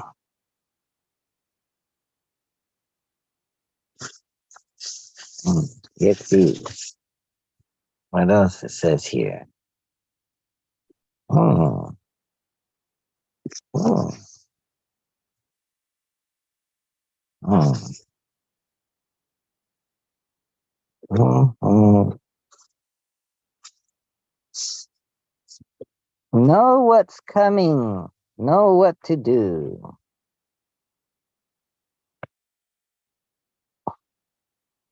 Hmm. There's a book that that was mm, that was put no that came about 3,000 years ago or more Was on in a Tuesday. in ancient China, and they called the book the classic of change, but not regular change, because everything's changing. No, it's more like uh, a shift, a consciousness shift. The book of consciousness shifts. So, in this book, you have 64 chapters that are that look at all the different possible consciousness shifts. So, what is today's consciousness shift? So, we open up the book and we randomly select the consciousness shift for today. So, go here. I open up randomly to this page, this chapter on the shift of the day, of the week. It says shifting the burden. It's number 28. The empowered person senses when limits have been reached and takes action to prevent breakage and collapse. Keywords: relief, support, respite, rest, assistance, rearrangement, reassignment, filling in, moderation, reprieve, solace, charity, alleviation. Encourages. Redistributing work or responsibility, assessing or anticipating issues, and curtailing them in advance, sensing a breaking point and taking care not to cross it, asking for help with a difficult burden or complex situation. Cautions against taking everything on yourself. Unnecessary playing the role of the martyr, refusing to pay attention to danger signs, blowing off indicators that something is going wrong, foregoing opportunities to help others with their burdens. Thought questions. How aware are you of your own limits? What can you do to honor them? When is enough really enough? How can work or responsibility be reassigned or redistributed? How can I make the most of my strengths while shoring up my challenges? Commentary. The time to repair a dam is when the first tiny crack appears. Wouldn't you rather deal with a leak than a flood? Oh, yes. In your situation, pressure is building and building and building. Doing nothing now is a sure formula for disaster later on. Get help.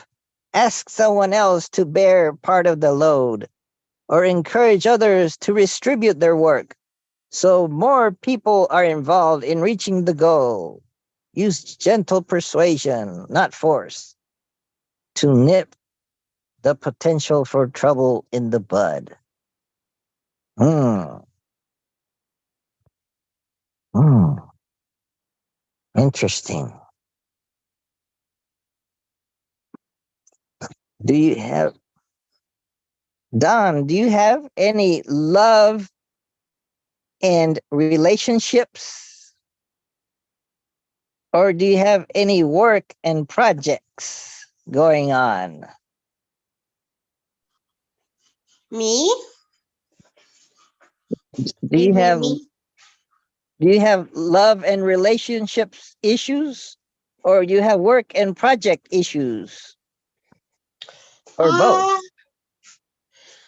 Actually, I would say I have none. I just don't see things in that way anymore. It feels that I'm going with the flow more. I'm being like water. Wow. Being like water. Like Bruce Lee says, be like water.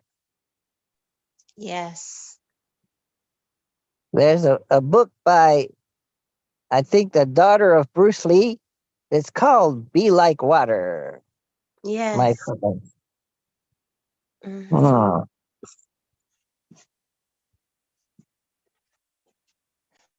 I'd like to interject and ask, what's on your mind this morning, Don? Well, I thought we were going to, I didn't know if, you guys had already had the discussion, but Pyro had put in for the topic, time, change, chaos, order, cycles, memories, history, and the like. So I think that's what, Pyro is talking about, the changes and the cycles of change. And so that's what I came prepared with in my mind, is prepared to meditate on that, to talk about those things and the cycles. And I guess for me, uh, next week, I'll be 51 years old. Wow. So I've lived a little bit, and I have witnessed change in a way that I never realized I would experience it. And it Yeah. leaves me very optimistic. It leaves me feeling that I have more power than I used to believe. We all do. But we give our power away to other things that then become controlling of our lives. So I would Mm. say on my mind is the cycle of becoming aware that my choices create my reality. And that's the cycle I'm at right now, is the realization of that, and being able to create my life or design my life in the way that I want.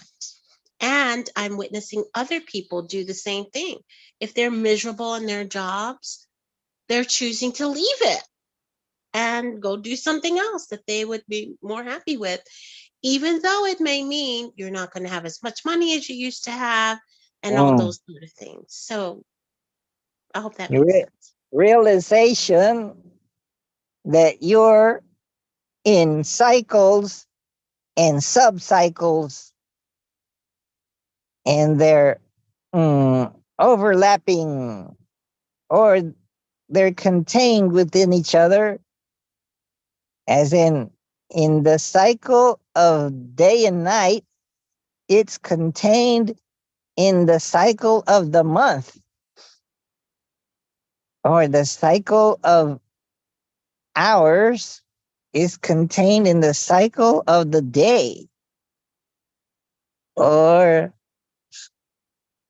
what about the cycle of seasons is contained in the year, and those contain months. But that's time. But there's the cycle of fashion.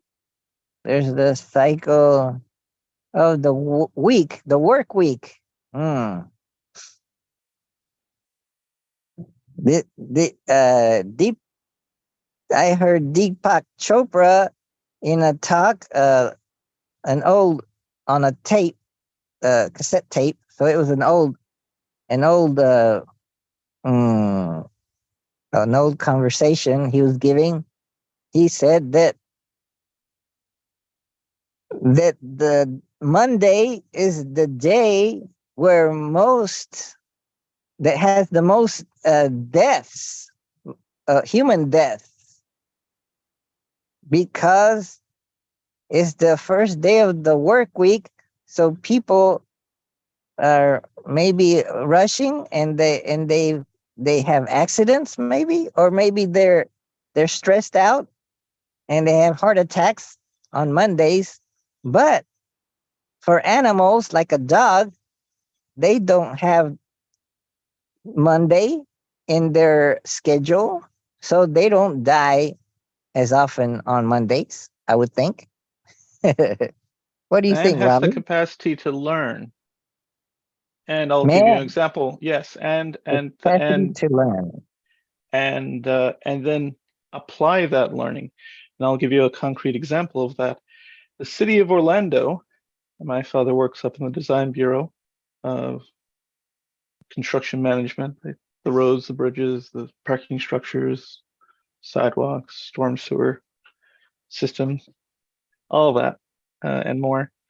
They don't have to work in the office. They're in the 8th floor of City Hall on Mondays. They can work from home.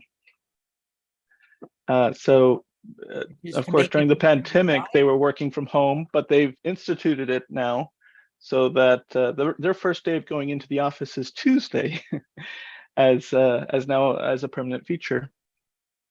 So it takes stress out of the system because it removes that many cars off the roads on a Monday morning commute, and just kind of relieves some of the issues. And also a lot of the people who work for the city, they're boomers, and they're competent at what they do. And I think there may be a lot of them, like my father, will turn 69 in January, and he plans to retire. But there were people who were working there into their 70s even, and I think sometimes they wonder if the younger generations are going to be able to keep civilization going as well. Mm. Mm. Oh. Mm. Mm. Oh, look at this. Oh, look at what I have here. Mm. Calculus. It's a college textbook on calculus. Let's find out how it defines time.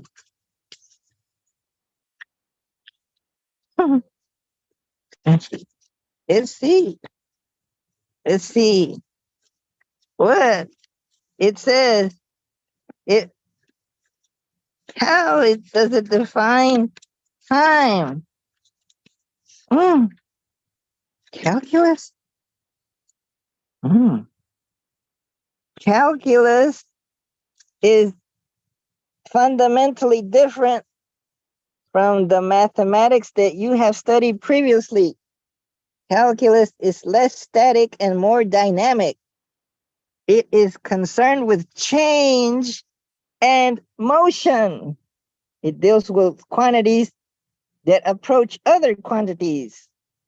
For that reason, it may be useful to have an overview of the subject.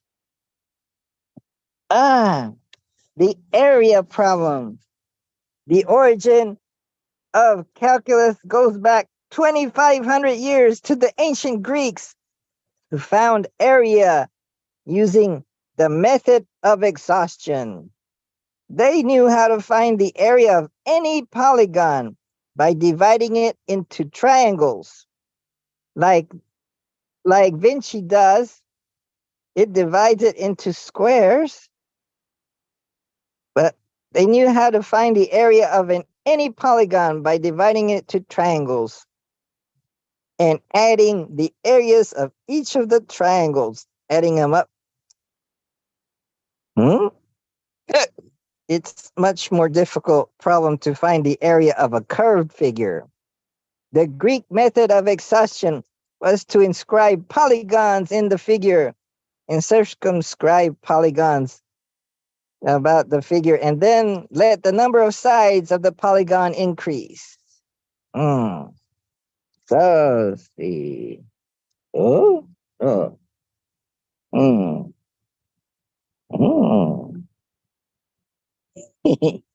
The first triangle, then square, then pentagon, hexagon. Oh, so if you put a triangle in a circle, you're missing out a lot of area. So a triangle inside a circle is losing lots of area so it's not a good approximation. But if you put a square inside a circle, that's a little bit better approximation to the area. Now, if you put a pentagon, it's even better. A hexagon, even better. A septagon, an octagon, a polygon with infinite number of sides will have the best approximation to the area.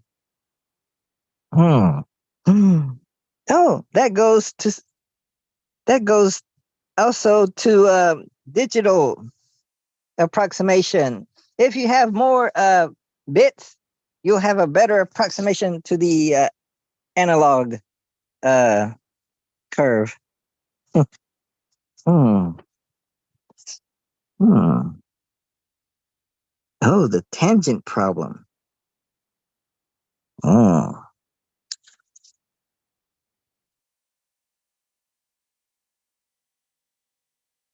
Yeah. So if you approach the limit in trying to find the area of a region, the slope of a tangent to a curve, the velocity of a car, the sum of infinite series. In each case, the common theme is the calculation of a quantity as the limit of the other. Easily calculates quantities. In the basic idea of a limit that sets calculus apart from other areas of mathematics.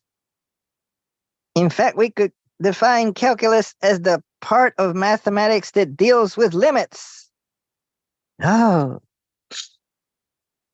but what about infinity? It has no limits. Where is infinity metaphysical? Can we find infinity in nature? It's conceptual, and there are multiple infinities. There's different kinds of infinities. Different orders of magnitudes of infinity. But I love that you're finally getting to limits, because that's the key understanding that so much of calculus is based upon. Sir Isaac Newton invented his version of calculus in order to explain the motion of the planets around the sun. Yeah, Newton and then Leibniz over in Germany. They each developed it about the same time, and they used different notations. Newton Today, used prime notation. Leibniz did d over dx notation. no. Today, calculus is used in calculating the orbits of satellites and spacecraft, in predicting population sizes, in estimating how fast coffee prices rise, in forecasting weather, in measuring the cardiac output of the heart, in calculating life insurance premiums, in a great variety of other areas. When I had the opportunity to take calculus in college with that stuff, there were two tracks. You could take calculus for engineers or calculus for business, which was basically financial. Calculus specialized for those who'd be dealing with finance. And you took calculus for engineers? I did, because that was sort of the path I was going down at that time. It'd be interesting to go back and see how the financials people, how they specialize and study the topics, see what their perspective is. Hmm. We hear about derivatives all the time, right? That's covered in Calc 1, derivatives. You only start to get into integrals towards the end of Calc 1. And there's Calc 2 and Calc 3. And there's differential equations. But the United States derivatives, government built a mechanical computer to do differential equations back in the 1940s. but what are derivatives? Well, go ahead. You've got a glossary probably in that textbook. Look it up in the back of the book and see what the textbook writers wrote to in answer to your question.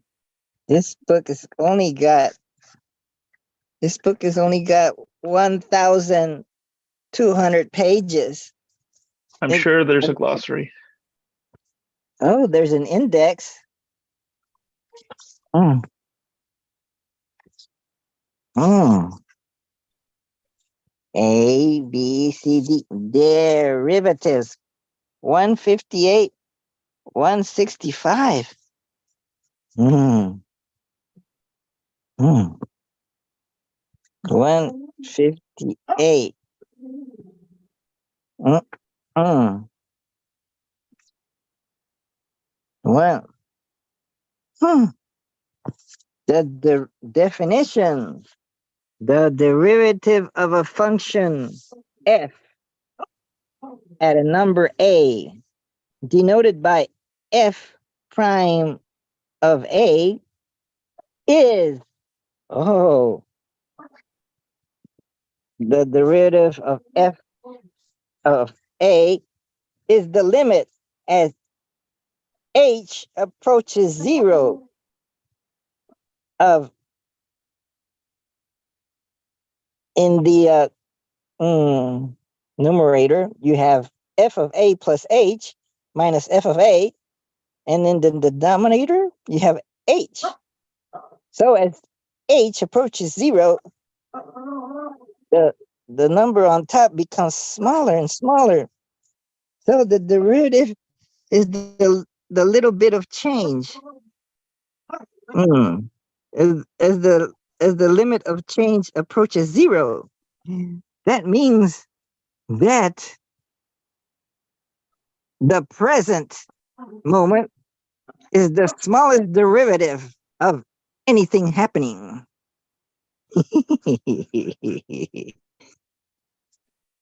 Hmm.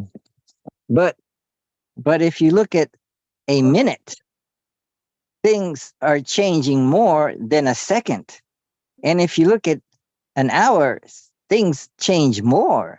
In a day, things change more. But if you go back to the smallest amount of time, things change less. So the derivative of the present moment is what? That's the derivative of the function of the present moment. So that's Mm. exactly as it is in Vinci. If you play a short game, there is much less time to observe change. But if you play a tournament game, then there is more chance that you will observe change. And if you play more innings, there's more cycles. But each cycle will have a beginning and an end. The beginning and end of a cycle is a lifetime of that phenomena. So if you look at all the different lifetimes, they look all the same. So there's a lot of sameness. Well, there's a little bit of difference between them. But they have the similar, what is it? A similar characteristic, maybe. Oh.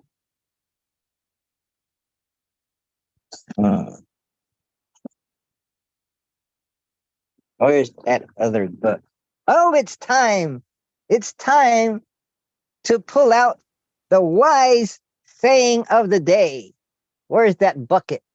Where is that bucket?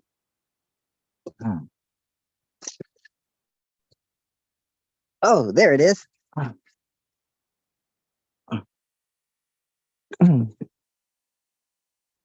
There we have it, the bucket of changing moments.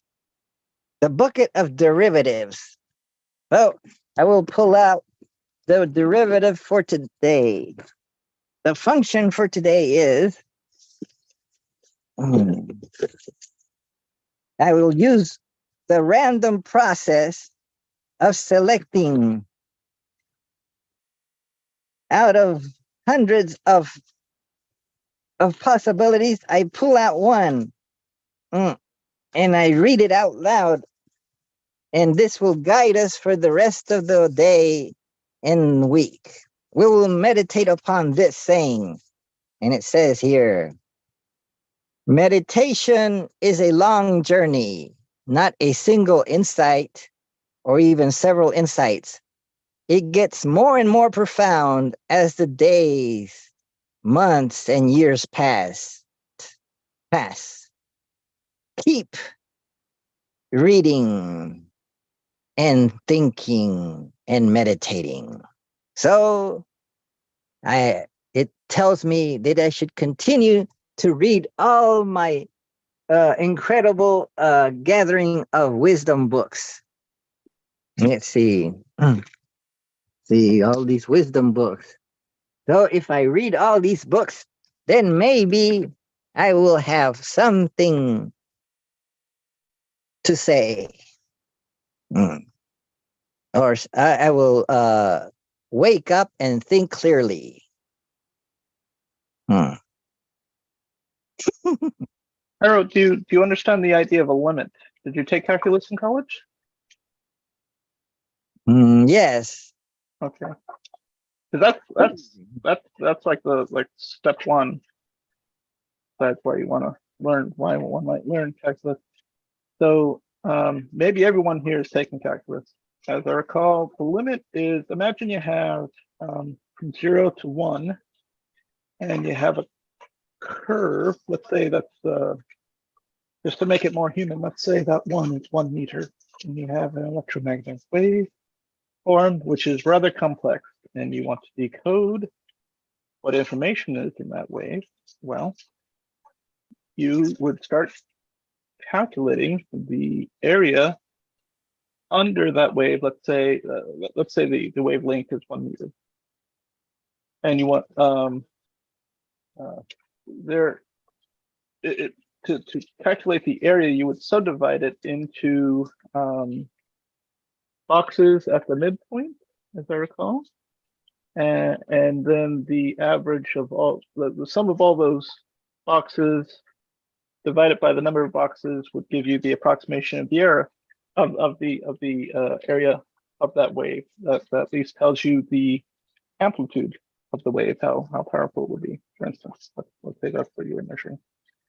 The value in that approximation is the tighter you could get, the narrower you would get those boxes, the closer to being accurate in your calculation would be. So it turns out that there is an actual physical limit, and that was found by Max Planck, I think, or maybe they were named after him. And that is Planck's time. So you could subdivide space. You could subdivide, or let's say length. There's a Planck's length, and then there's a Planck's time, which is a subdivision of time, where only one thing would change for any particle in that division. So there is an end to it. As when we say infinite, that's why there's various degrees of infinity. You gotta speak in terms of context of what you necessarily mean there, and it makes a real world difference, because this stuff is used to figure out things like how to construct bridges that will stay up, and how to construct pipelines that will require the least amount of money and yet still get the job done.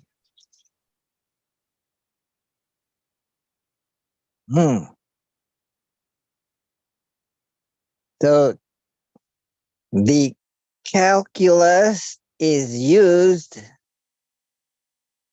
to find optimum values when constructing a bridge that should last for a long time. That's the goal. It depends on what part of the bridge you would apply it to. Would it be the cable? Would it be the structure, the legs of the bridge? How much can it withstand? The pressure, continuous pressure. Would Would it cause the weight cause it to sink? The base. How deep should you stick the posts into the ground? Concrete. Different parameters. Different. Different. Different. Cement. Different strengths. Tensile strength.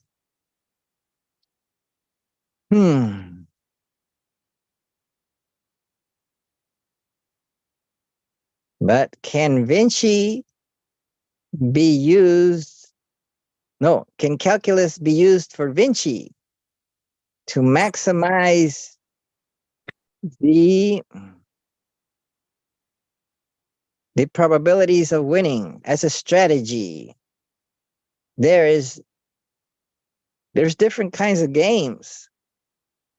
There's finite games and infinite games. A finite game has a goal. It has a beginning and end, and it can be measured. But an infinite game, it never ends. It just continues and goes on forever. So in the game of war, if you're invading a country, then you have a finite goal. So you're playing a finite game.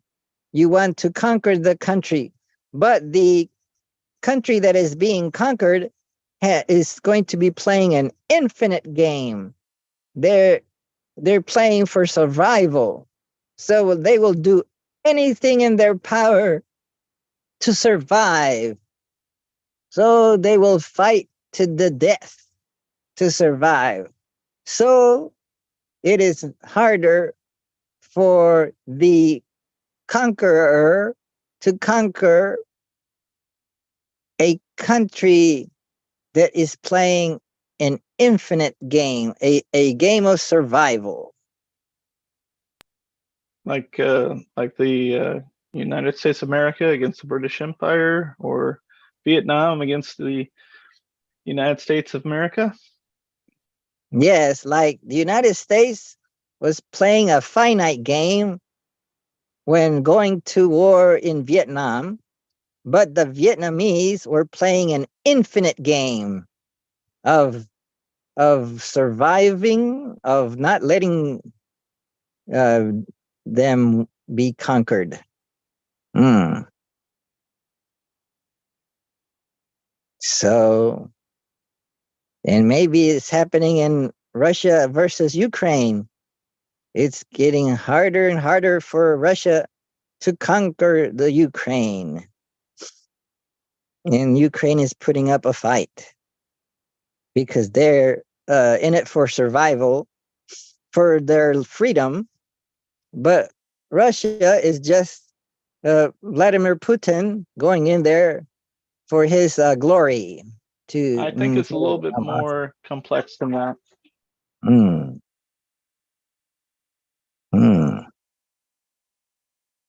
So already people around Vladimir Putin are criticizing him. Maybe, well, Vladimir is probably going to have to kill a few of them that criticize him too much to stay in power. Get rid of them.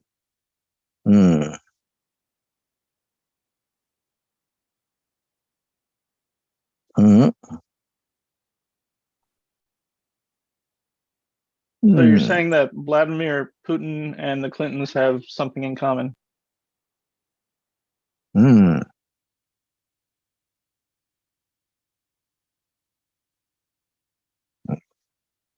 No.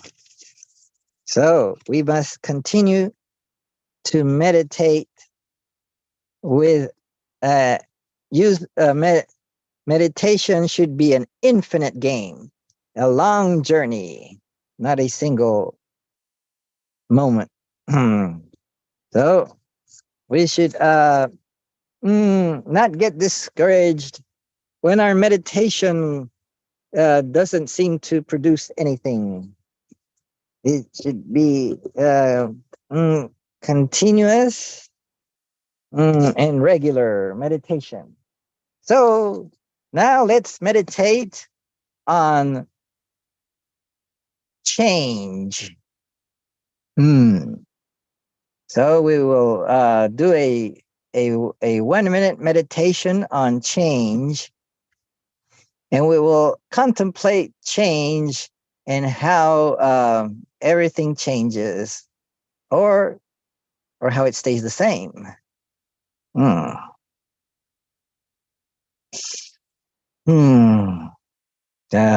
breathe in and breathe out.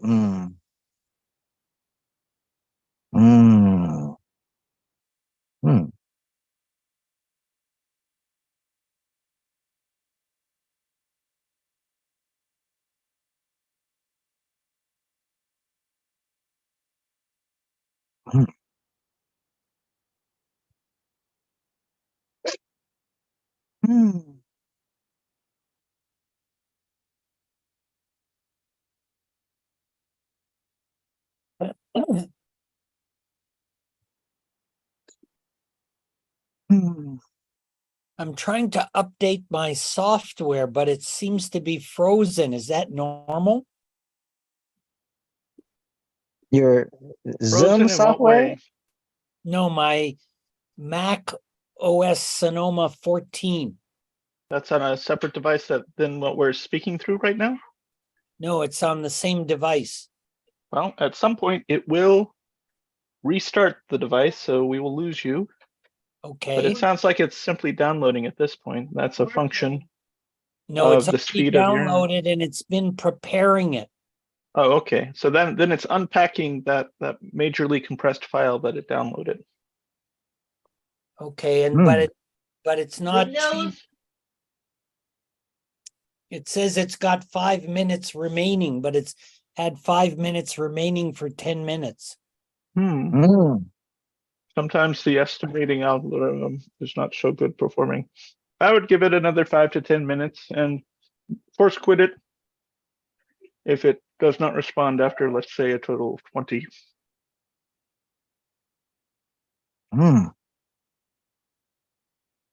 So that's a shift in consciousness of your OS.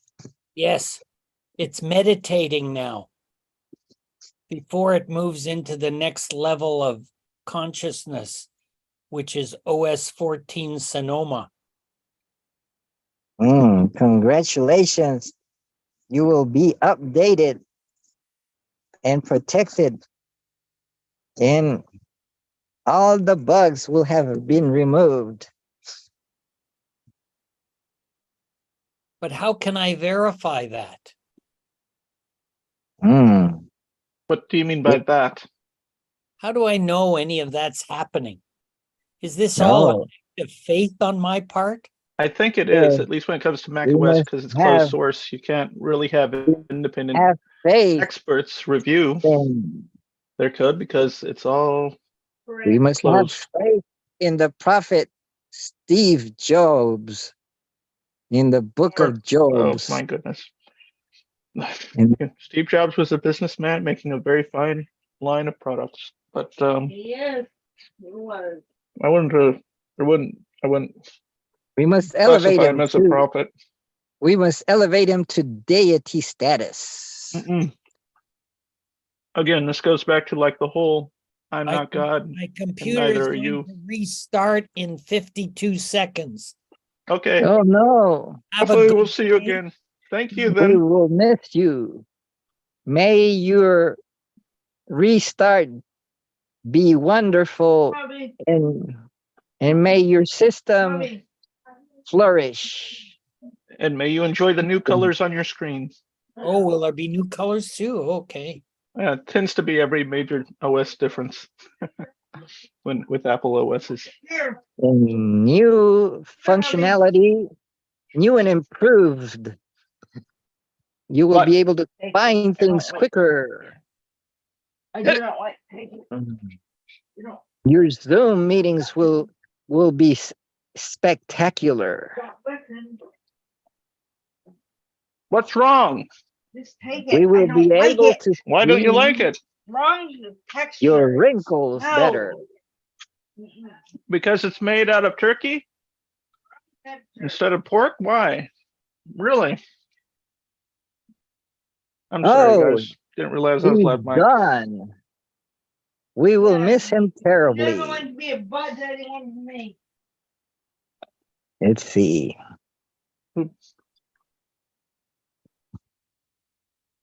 Hmm.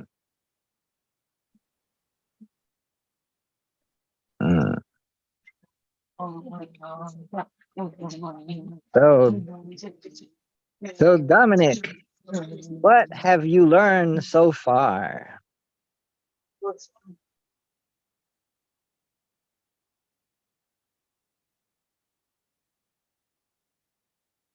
Hmm. Hmm. Ellie, would you like some turkey kielbasa?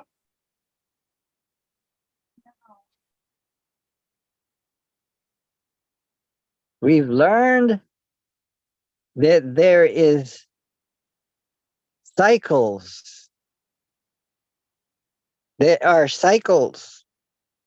There are cycles per second. Hertz. Frequency. Technically, I don't think we're learning, but we're reviewing.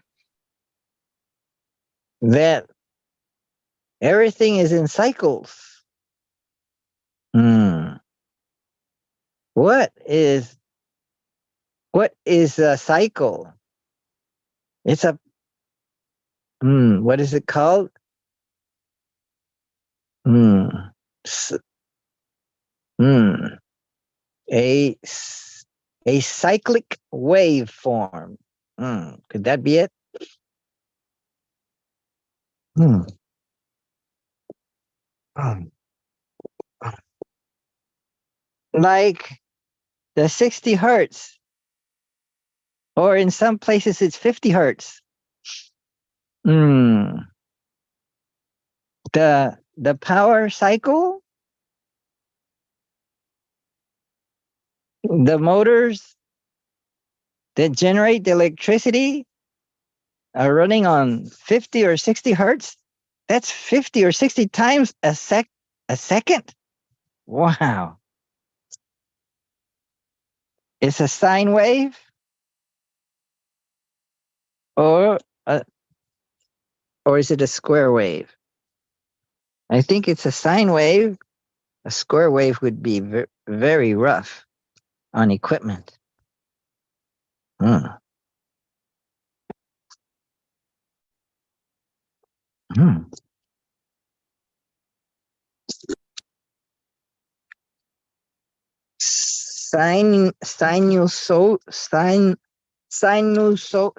Sinusoidal?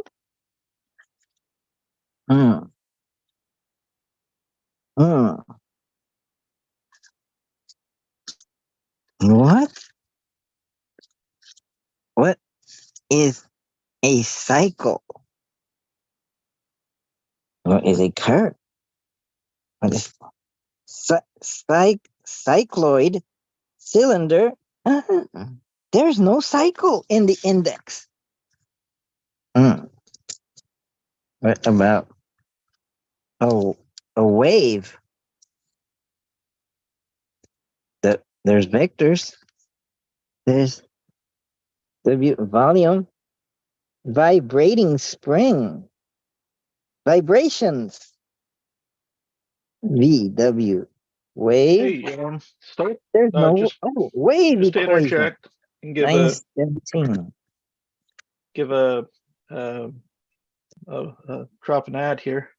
Stoke Dan is hosting not this afternoon, but next Saturday afternoon, 3 p.m. Eastern, a Socrates Cafe, stroke Orlando Stokes production, where they're currently on us every other Saturday covering influential scientists, and in 7 days and less than 5 hours from now, no, a little more than 5 hours, but less than 6, we'll be going over Fritjof Capra, who wrote in 1975 the Tao of Physics, which I thought many of you might Oh, be enjoying. And let me give you the names of some of the other source works that he has written.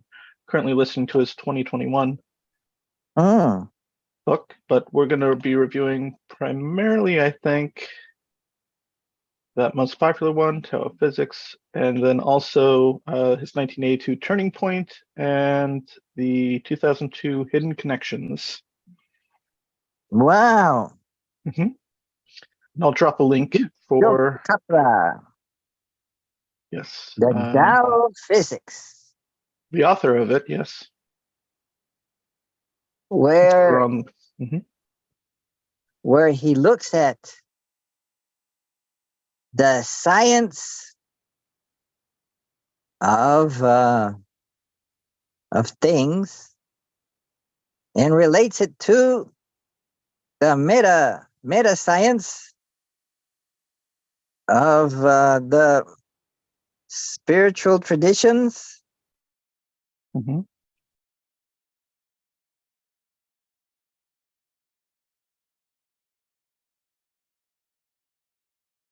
You went into mute and we lost your video. There's the event details. It's actually part of a series. I don't think you have actually, but if you start searching on the fellow Fritjof Capra.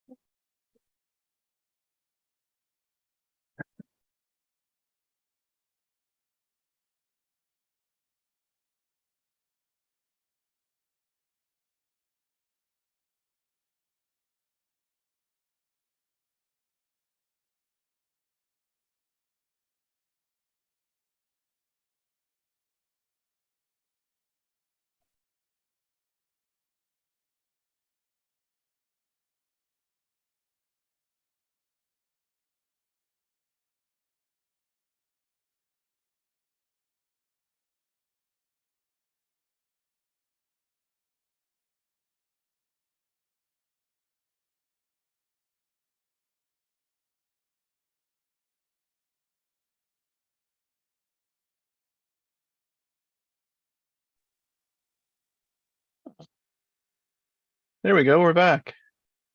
Oh, I had a phone call.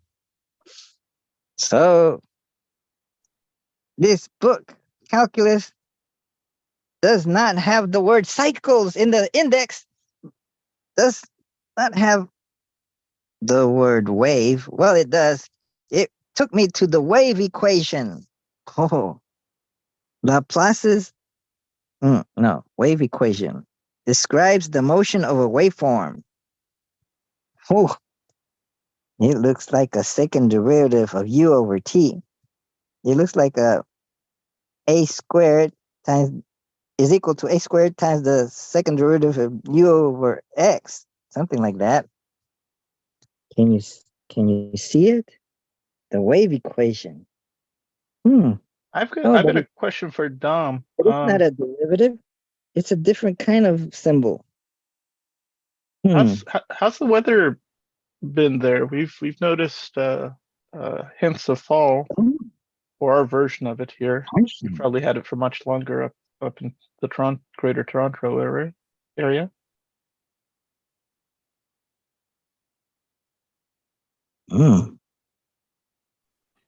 Yeah, thanks, Ronnie. It's just typical fall weather. It's a little bit cool, a little windy. Yeah. We've had wind and rain. It's been pretty nice here.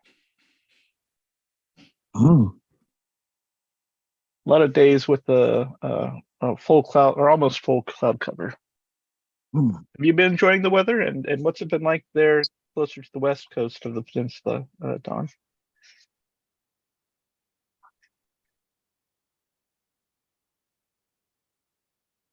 DAWN? Yes, DAWN. Yes, The weather How's the in weather been for you in Citrus County? it's Citrus been, County? yes, it's been good.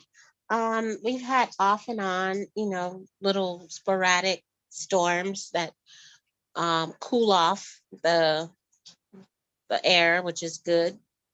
So right now it's overcast for the past couple days. It's been a little overcast, but it's very much welcomed. Do you Mm. enjoy overcast or do you I prefer do. sunny days? You do? Yeah. I enjoy all the weather, actually. I don't enjoy cold, but even if it's snowing, I enjoy it. I enjoy rain as well. Mm. And how have you found the weather, Hyro? Or have you been out in it or taken note of it enough this week? Oh, the weather seems to be mm, a little more bearable than weeks or months ago in the summer in terms of excruciating heat that when I get into the car, it's like going into an oven. And then I have to roll down my windows as I drive because my air conditioner is not working. Oh, But okay. I save gas by not having it work. Very nice for you. Yes, we have ours on full blast for usually the first at least 5 or 10 minutes. Mm. That's not how my father runs it. His is always on low and just always there in that same setting. Oh, I think he either oh, learned it from his time growing up in the Middle East, or maybe went along with Jimmy Carter, who was very much someone who was about personal conservation of energy, like your own personal energy expenditures, because Carter did not. And he was in the White House, often have the AC running. People would come in their suits, sweating in 80 degrees. My father keeps his oh. house at 80 degrees generally. So we read a sample of weather situations across North America. Well, mostly Florida and then Toronto. That's And we've huge. discovered that it seems to be stable. It seems to be going as usual or normal, maybe. There's no hurricanes, nothing too rough, nothing chaotic. There's no chaos or that we observe in these areas. Maybe Well, I don't. somewhere else there's some chaos. It Maybe seems to be. somewhere else on Earth there might be some tsunami going on at the same time. We're experiencing good weather. There might be some bad weather somewhere else on Earth. You and I Killing have very hundreds. different views of weather, because it seems to me that it's all founded on a lot of chaos. But then again, I imagine the air particle interactions. But I also asked how it made Dawn feel to be in overcast weather, because some people feel dark, down, and gloomy during overcast weather. Dawn said she loves it all, and I'm going to go along with her there. But if I've had a lot of days of lots of sunshine and no clouds, I welcome a cloudy day, because then it means it's cooler. So it actually makes me happy if it's slightly drizzly and the sky is gray after so many bright sunny ones. But the variety, yeah, I don't know. It seems, and I don't see chaos as being something necessarily bad either, but it seems to be like the substrate of the universe. But it's Mm, not that it isn't ordered, it's just not necessarily understood. mm. So chaos is not necessarily chaos. It's just chaos from our point of view because it seems to be different from the day before, and it's surprising, maybe, unless we follow the weather channel and we know what's coming up. Then it's oh, okay, yeah, that's what it's going to be. Yep. So we prepare. But if we're just looking outside and looking at what's it doing, and then we see that it's cloudy or we see that it's raining hard, then we feel chaos, as in a change, a shift in the weather, as in something almost an anomaly, or as a pattern that is different from the regular patterns of the past 5 days or 6 or 7 days. Like if we've had, yes, we might welcome that chaos. If we've had 5 days of too much sun, we might welcome a day of rain. But what seems to have the biggest effect for Stacy and I is weather, air pressure changes. Only in the last handful of years have I been able to feel in my body when the air pressure changes, when the atmospheric pressure becomes more dense versus lighter, because it'll manifest that the change will result in a pressure difference in the gas fluids in my body, and then that transition produces actual pain in the body, in my flesh. And apparently that's been going much longer for my wife. Mm. You experience air pressure changes in your body? Air pressure changes. Atmospheric pressure, Yes. that measured with a barometer. Yes. Yes, can be. Yes. Mm. If you've never, What you might not think about it till you start feeling it. what causes air pressure? Is it like lots of air stacked on top of each other? Like maybe there's a column of air above us that's higher up than normal. So that causes more weight to be putting a pressure in one area. Yeah, their lows and their highs to whatever the norm mean is. Certainly when there's a hurricane or tropical storm coming in presence, often the air pressure will be lower as it's coming closer because the air is being gathered into that storm. And as it comes over, it increases higher. And it can do that over a number of areas. So for the last number of storms over the last several years, as a hurricane approaches, I can feel it days off and then continue to feel it. That doesn't even have to be a hurricane. We can it's really there can be multiple causes for an air pressure change, so it can make a difference in the body if you're sensitive to it. In your body. Yep. Wow. Yeah. Wow. Don, is that something that you experience when the air pressure changes? Mm. And since Dom has left our Zoom, that would be DAWN. Mm-hmm. Wow. What was the question? Has it been something that what been something that I've experienced? When the air pressure changes, can you feel that in your body? Yes, I'm very sensitive. I remember getting headaches when I was growing up, and they were not always related to the seasonal changes. So it wasn't allergy related. but I remembered having headaches and eventually being told that some people are sensitive to the pressure changes in the atmosphere. And now I realized, yeah, I'm extremely sensitive. I can feel it in my body as well. I can feel the energies flowing. Yeah. Hmm. I wasn't Wow. able to experience that till my early 40s. But once you start feeling it, oh wow.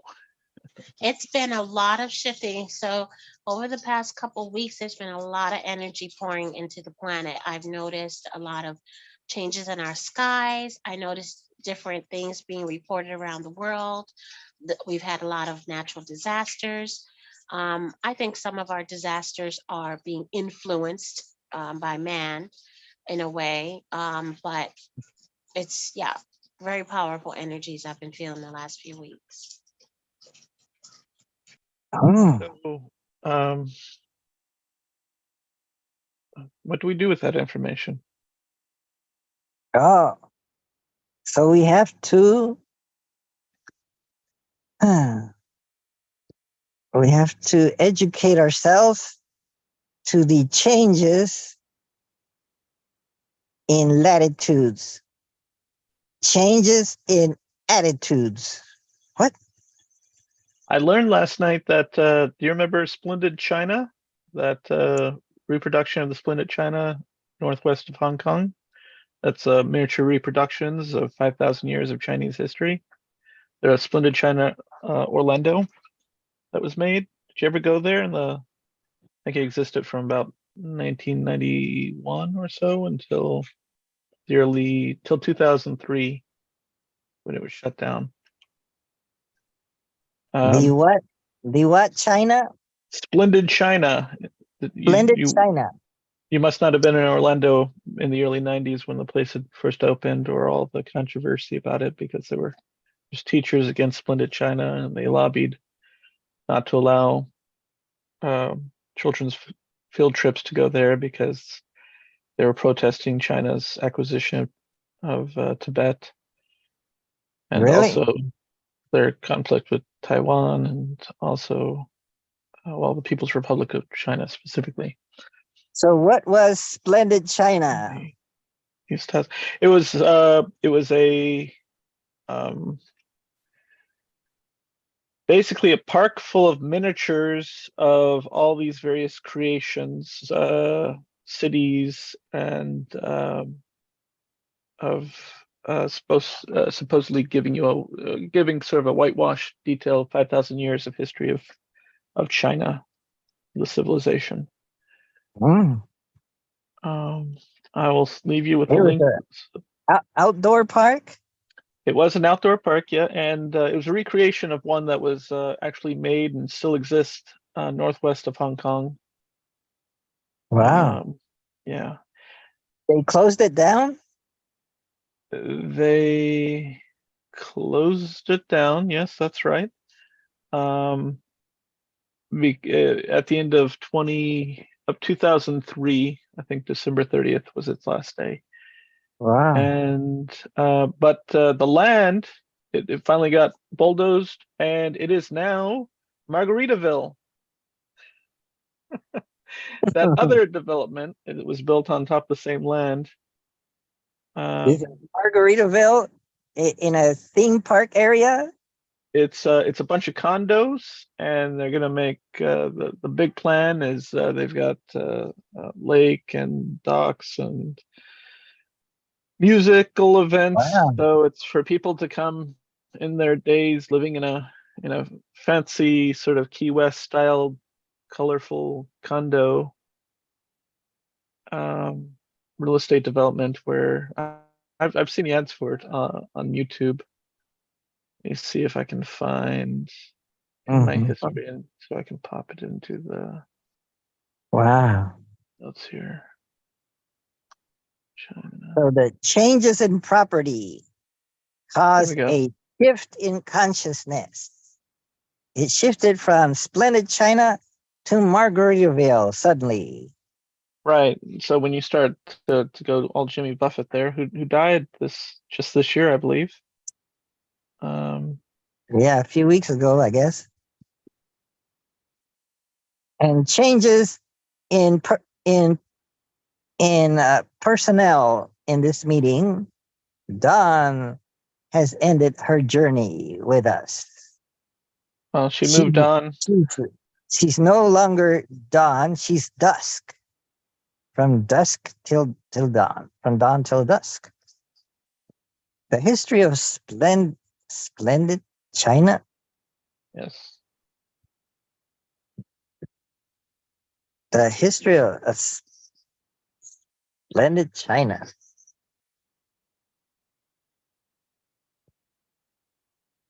Oh. Do I look any different now that I'm on Mac OS 14?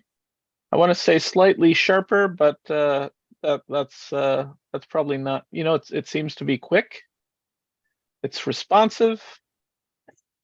Maybe I'm just I have more time to pay attention, but the camera is Yeah. very sharp on your. We can see your wrinkles there. clearly. Your wrinkles look sharp. I need another Botox treatment. Has anybody seen David Taylor recently?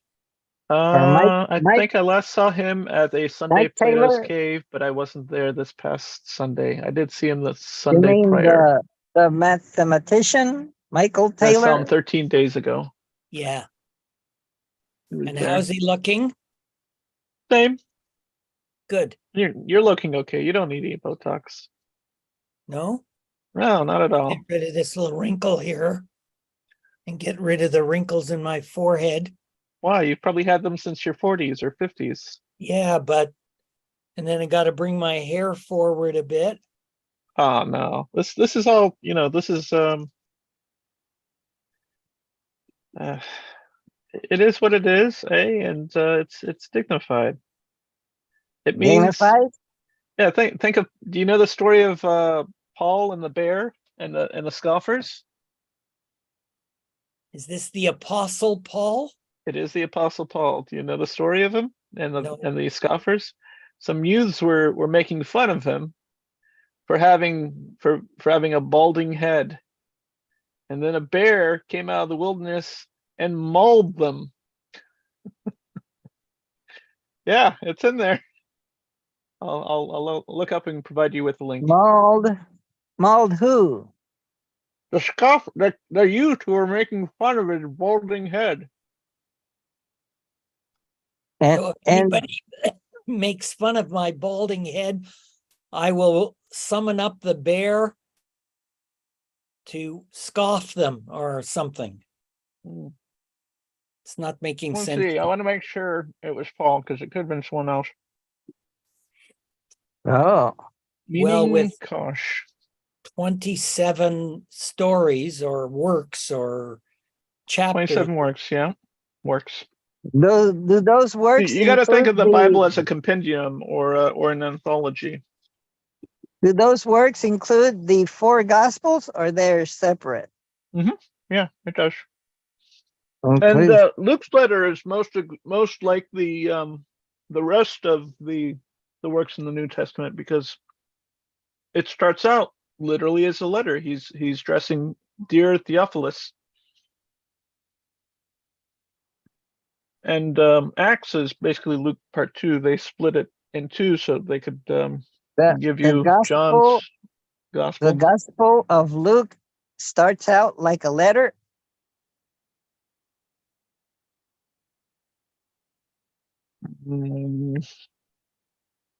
The Gospel of Luke, yeah. Here, I'll pick up a copy. This is the Jerusalem Bible, which is primarily a Catholic version. Luke, here we go. Why is it called the Jerusalem Bible? I'll go back in a moment and give that to you. Let's see. Are the four gospels Matthew, Mark, Luke, and John? Yes, they are. Oh, how do you like that? I'm getting to be a Bible scholar. Hey, you're well on your way.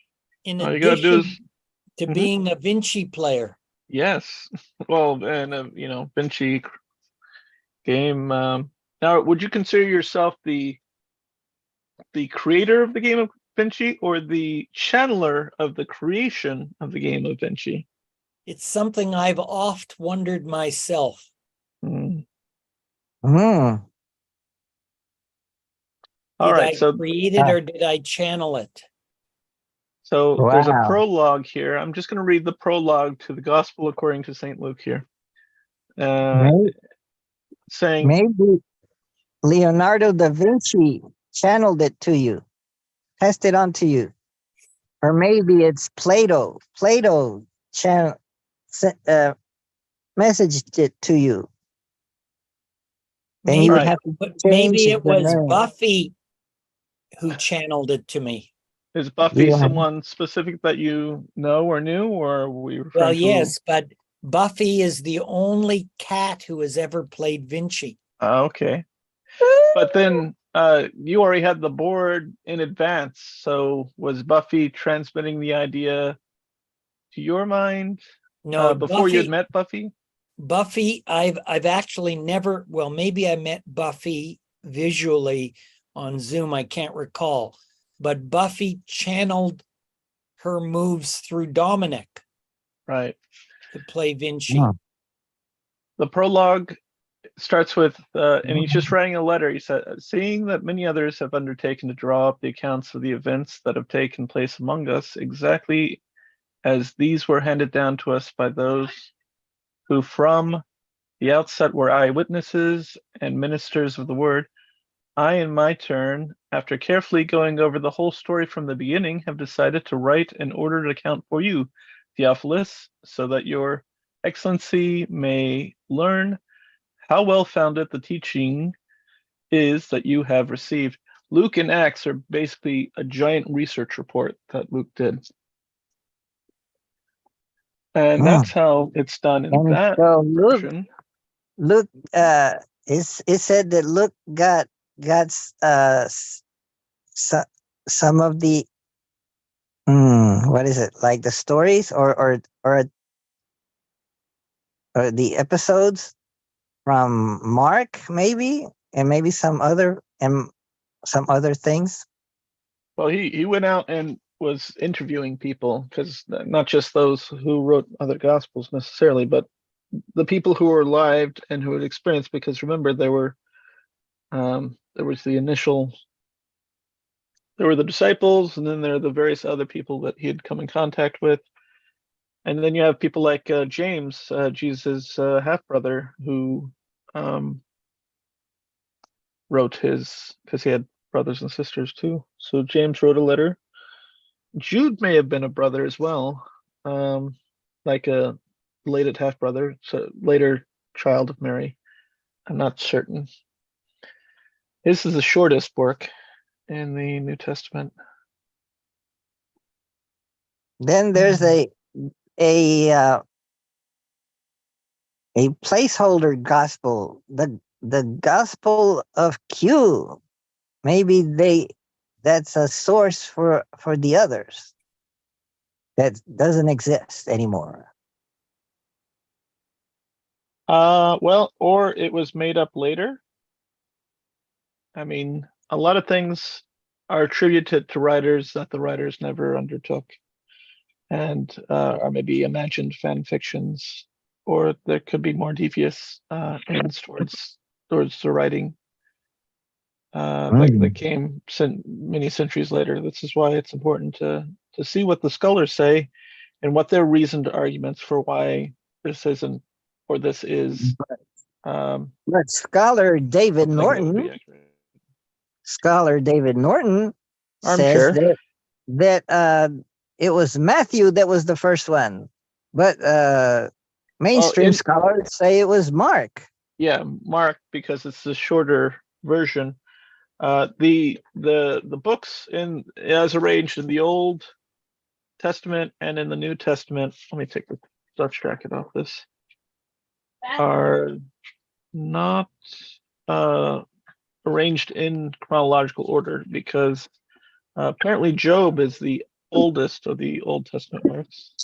Let's see, Malachi and Matthew. Okay, so there's an introduction here. Here we go. Here you go. Jewish scriptures and Christian scriptures. Hi, come to the bathroom. Is yes, So, dear. I take you to the bathroom. So the one, this larger section, this is probably about 42 different works, although most Bibles have Let me. 39. And this is all written before the time of Christ, right here. And then this part is the Christian part, this add-on. wow. I'll be back. I gotta take my wife to the bathroom. Mm.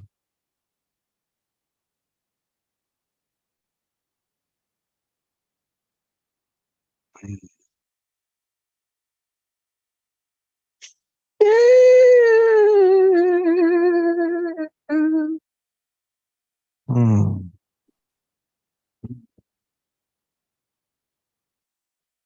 Mm. Ah.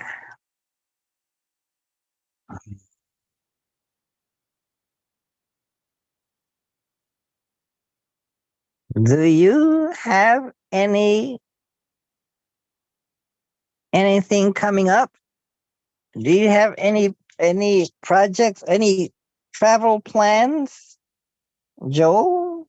Nothing immediate. I'd like to go to Egypt, Egypt to but study the hieroglyphics, to exactly go into the pyramids, into the tombs, to find treasures, to go to where no man has raider, gone before. to be except a the great God. raider, to be a raider of the lost ark, to use the Rosetta Stone to learn the hieroglyphics so you can read the Egyptian Book of the Dead so that you can prepare when you go to the land of the dead and you can I can be weasel your dead with way all the out. other dead people. Weasel your way out of the What was the actual the statement there? Yeah, I think you were making a bit of a joke. Huh? So I can be dead with all the other dead people. Yeah, Huh? that's the trouble with books. We can Better all to live a go life. together. Yeah, it's better to be alive. Hmm. Well, that so the essence of God is spirit. And by Hmm. spirit, we're referring to that very same thing that even animates us to take every inhale and make every exhale. That's the base cycle, is it not? Is our respiration? Hmm. Yes. Yes, the spirit is got the root. Maybe we should look at the etymology. Maybe it's related to it, expire, inhale, exhale. No, inspirar, inspire, inspirar. Inhale, isn't spirit breath? Breathe in, breathe out. Forget Mhm. this and nothing else matters. Mm-hmm. Mm-hmm. Well, So you can that. still forget it because so long as your body keeps animating you forward, keeps doing that. That's another neat thing about it. You don't have to be thinking. It's not conscious. You're not doing the breathing. You can try to stop the Mm. breathing, but it won't last for very long because you'll start breathing again Mm. until you draw your last breath, and that's it. You're done. Mm. Oh, what about that movie, Afterlife? Are you going to? Did you get my emails, Hyro? I sent you a free ticket for it. Afterlife? Yes. About Oh. the fellow narrating it, he was a plane accident and had apparently died for a while, and they were able to bring him back. And he discusses what he goes out. There's a whole movie of all these different people relating their various near death or experiences together, and then they have some story, and there's a bunch of computer animation. Anyway, I thought it was the sort of thing that you would be interested in, so I sent you a link to a ticket for it. Oh, Premieres on the 27th, or I think the showing is, I think Friday. You see, that's correct. Friday the 27th. I'm gonna send you a link in the. Friday, the 27th of October? I believe so. Let me see. Is this it? Yeah, Afterlife. And let me go to the website. Oh, Is this it? I want to make sure I've got the right one. Nope, that's not the one. Maybe it is. Car accident. Oh wow, they got quite a list. They got Christina Ricci, Liam Neeson. I don't recognize many of the other voices. is it like Naomi Watts. is it like a movie or a No, I'm documentary? sorry, not that one. There was a 2000. I was reading the link for the 2009 horror movie. This is a different one. Let me search my email. Oh, I haven't watched it because it hasn't premiered yet, but my wife, who is big into couponing, heard that this was coming out because the couponer had found it. People are paying so that other people can go see this movie. And my wife, because when she sees free, she jumps right on it, grabs it up, but it was only for one that you can get per account. So we thought, when I saw the preview for it, I thought, oh, I bet Hyro would be really into that. No, it's called After Death, not Afterlife, After Death. oh, yes. I've been interested in this 30th November. So every 30th of the month, they have a Zoom meeting. So I'll go to that today. And because in the 30th of November in 2014, there was a presentation that covered several things, such as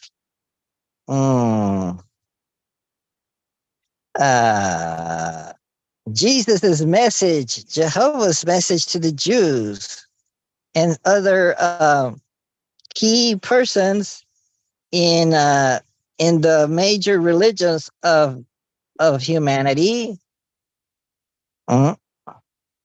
So, what was Jesus's message? I guess this guy channeled, or maybe he remembered when he was with Jesus or something. Jesus asked me to say a few John of things. the what's his name? John of the something or other. And He's a YouTuber. Jesus said he wanted everyone who believed in him, who didn't believe in him, who hated him, who had any emotional reaction to him, to know that whatever your emotions about him are, have no effect whatsoever on his existence. On the other hand, he loves everybody just the way a generous-hearted person does. Yeah, I don't know. There's a lot of people who claim a Jesus that is not found in the New Testament. So, I'll give you an example if you like. Jason.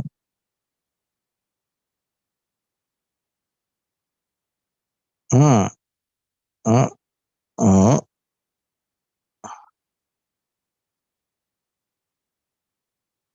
Mm. Oh, and Jehovah. So it was back on September 23rd that I forwarded you the movie ticket if you wanted to go catch that. And I was thinking of even, because someone had gifted us with a whole bunch of Fandango cards a few years back, utilizing those cards and getting tickets for the rest of my immediate family to go catch this movie too. And the film synopsis, it's rated PG-13, so I won't be taking our 9-year-old, but I'll take our teens. After Death is a gripping feature film that explores the afterlife based on real near-death experiences conveyed by scientists, authors, and survivors. From New York Times best-selling authors who brought you the titles like 90 Minutes in Heaven, Imagine Heaven, and To Heaven and Back, emerges a cinematic peek beyond the veil that examines the spiritual and scientific dimensions of mortality, inviting viewers to contemplate the possibility of life after death.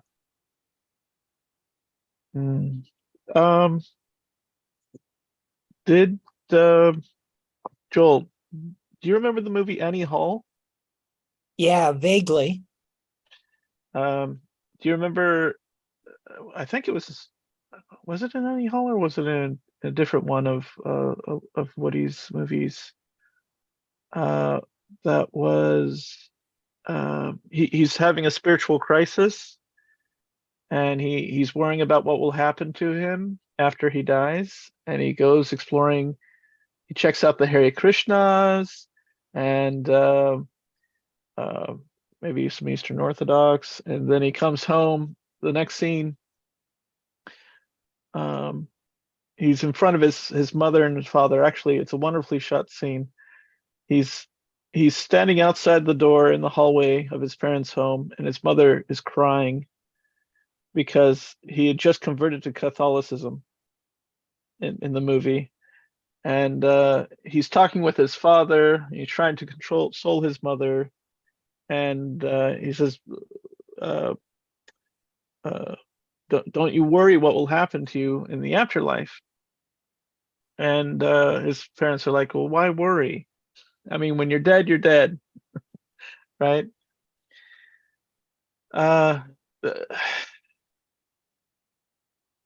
Is that something that you think about in your age? Does it ever, like, do you contemplate it at all? Is that an area of interest for you, Joel, or more so for Hyro? Well, I don't know. I mean, I've been exposed to death for a long time, and I don't really dwell on it that much. I tend to agree with Woody or his father, his mother. When you're toast, and there's not much you can do about it. That's a great line at the end of that scene, because he goes, the dad goes, "I don't even know how the toaster works." So I don't focus on that very much. It could happen in an instant. Yeah, or it could be long and drawn out. And miserable. Yeah, and that's why I often attend with my friend Dan Lampert, who goes by Stoic Dan, because he's about mind training, and so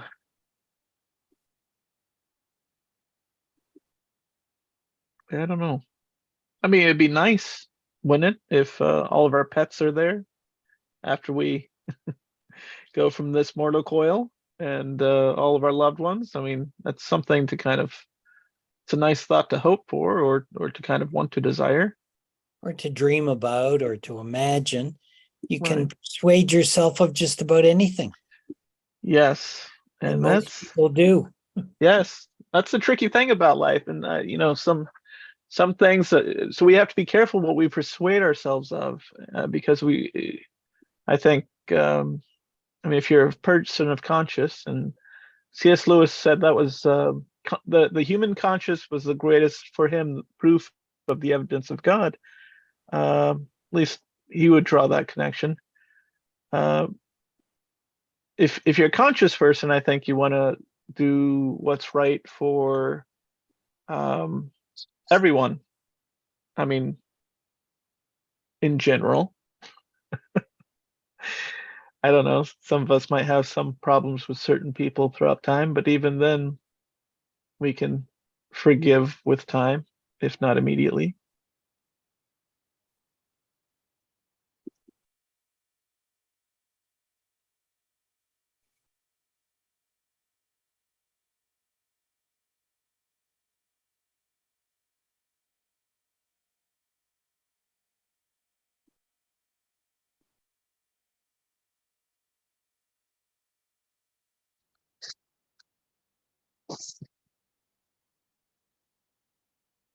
Hmm.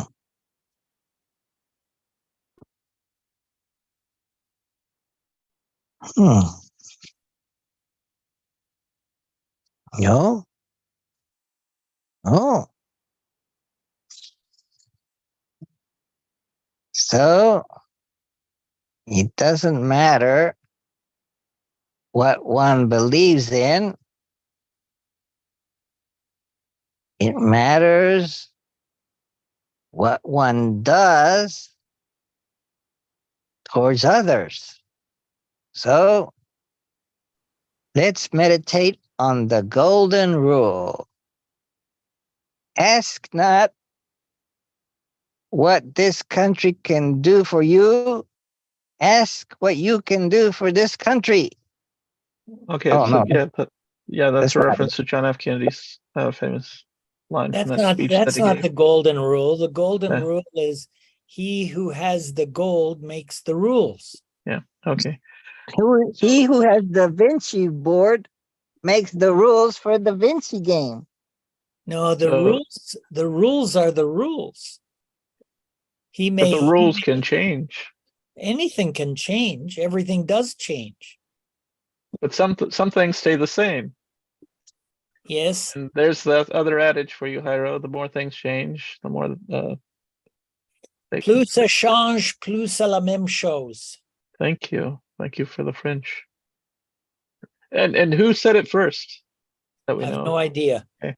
So let me give you my father's ethos. It matters less what you profess to believe than how it is you actually treat people. Oh, did your father say that? That's been my interpretation of it, and I was told that that's what my mother told or would always say to him. I wasn't always listening, but it is the distilled version of it, yes.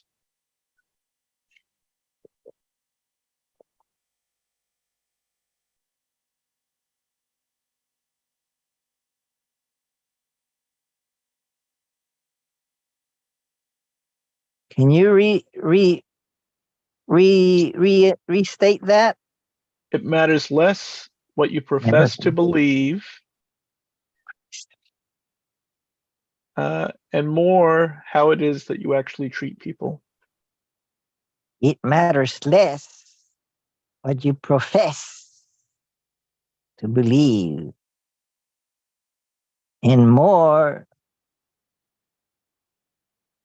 And how with you how you actually treat people. yes. But in order to know how to treat people, you might have to believe in how to treat people kindly. Well, you also have to know how to treat yourself kindly too. How does one treat others kindly? Well, the two commands that Jesus gave in summing the scriptures, and he would have been referring to this part of the book because those were the scriptures. That's what was available, that much. Not this later stuff that tried to document his life and the people who came after, at least for the first century or two. But this right here. Jesus was a Jew. Jesus was a rabbi. But he summed up when one of them came up, one of his fellow Jews came up and asked what's the most important lesson of he was saying of the scriptures. He said, love the Lord your God with all your heart, with all your mind, with all your strength. And the second greatest commandment is love your neighbor as yourself. Now, implicit in love your neighbor as yourself is you have to have love for yourself. If all you're doing in your own internal dialogue is putting yourself down and beating yourself up, you're going to wind up doing the same to your neighbor. Wait a minute. But what if love is a finite game? Then by loving it's one of the beauties of love with all your heart, with all your might, and that means you're putting all your finite amount of love towards God, then you won't have any love left for yourself. Not necessarily the case, but what you want to then do is read the sheep and the goats, a section out of the New Testament, which I am linking here, so that you can read and figure out. While I go take care of my wife, this is the New International Version, which was started by an electrical engineer in the early 70s. I'll be back. Mm.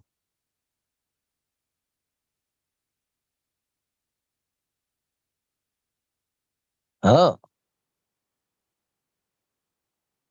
It. Mm, mm, mm. I will share it like. Mm, mm, mm. Oh, what happened? Oh, what? Hmm? What's going on? Mm, mm, mm, mm, mm. There we go. The sheep and the goats. When the Son of Man comes in his glory and all the angels with him, he will sit on his glorious throne. All the nations will be gathered before him, and he will separate the people one from another, as a shepherd separates the sheep from the goat. He will put the sheep on his right and the goats on the left. That's discriminating. Then the king will say to those on the right, the sheep, come, you are blessed by my father. Take your inheritance, the kingdom prepared for you since the creation of the world. For I was hungry, and you gave me something to eat, and I was thirsty, and you gave me something to drink. I was a stranger, and you invited me in. I needed clothes, and you clothed me. I was sick, and you looked after me. I was in prison, and you came to visit me. Then the righteous will answer him, Lord, when did we see you hungry and feed you, or thirsty and give you something to drink? When did we see you a stranger invite you in, or need in clothes and clothe you? When did we see you sick or in prison and go visit you? The king will reply, truly I tell you, whatever you did for one of the least of these brothers and sisters of mine, you did for me. Then he will say to those on the left, depart from me, you are cursed, into the eternal fire prepared for the devil and his angels. I was hungry and you gave me nothing. I was thirsty, you gave me nothing. I was a stranger and you did not invite me in. I needed clothes, you did not clothe me. I was sick in prison and you did not look after me. They will answer, Lord, when did we see you hungry? I can't make two decisions. Whatever you did, not for one the least, you did not do for me. Just slowly. Are you getting there? La'at, la'at. Oh, Yeah. La'at, la'at. whoa, I saw an angel behind you. Yes, you did. My Nianita, she had me make a decision about breakfast. Good. Then she wanted to make a second decision about whether we have coffee or not. And I said that would too much tax my brain. And in case anybody played Vinci, I wouldn't be able to play. Why is that? You don't have you made a pact with yourself not to play Vinci while on coffee? No, it's just that there's too many decisions. What I really like is that Nianita respects that. Respects what? My wife, for instance, would not respect me having too many things thrown at me at once. Oh, Well, I'm not sure she respects it, but she knows I'm just kidding. So she just laughs. How long have you two been together? Well, I saw her yesterday, so at least 24 hours now. And before that, I don't know. Seems like 100 years. Mm. Wow. Were you in your 40s or 50s when you met? Honestly, I don't know. Okay. I really don't keep track, but yeah, it probably was in my 40s, 30s, 20s. My wife and I were both in our 20s when we met. 19 years together last 6 days ago. Wow. Still going, still learns at least 3 new things about her every week. Oh, yeah? Yeah. Like what? Well, we're always up in each other's business, and she'll share something new, and I was like, okay, I didn't know that about you before, about your past, because she lived whole lifetimes before we met. She was the March of Dimes. I don't know if you're familiar with that organization. I've heard of it. Start back in the age of FDR, Franklin Delano Roosevelt. And that's why if you look at a 10-cent piece from the United States, it has FDR's profile on it because he was associated with that particular charity to raise money for those suffering from polio initially. Hey, hubby. But then it expanded. So you know, if I have to put up with this for 4 fucking hours, we're definitely going to see Jan today. That's not an option. You got it. Because that's the only one of your friends that I respect at all. All right. Thank you. You just don't know you also Joel. need to fix my leg, which hurts. Well, would you like to go in the shower? No, not while you're on here because I'll be in there till Wednesday. Oh, I'll put you in there whenever you tell me to, and then we'll wrap And up you here. put some cream on my fucking leg. So tell them you'll be right back later.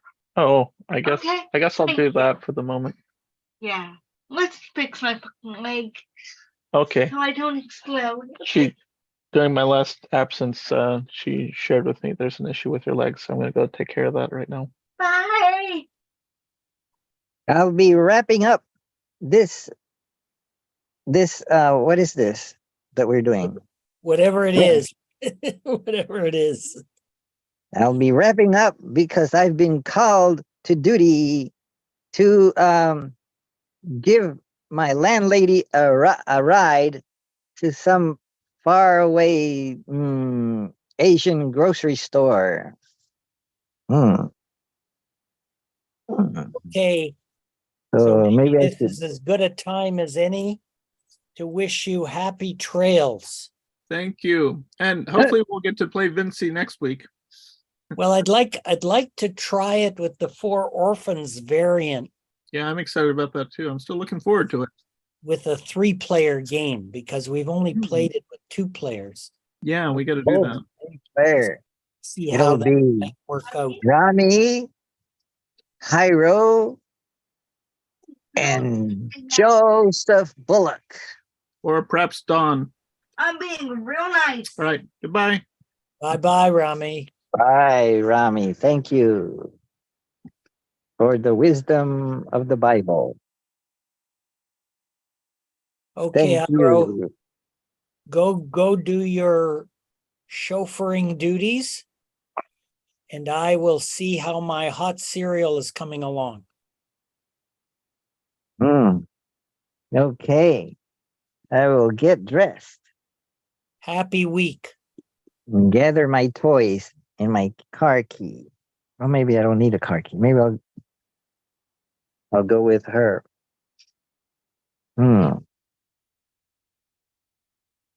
I will what do I need?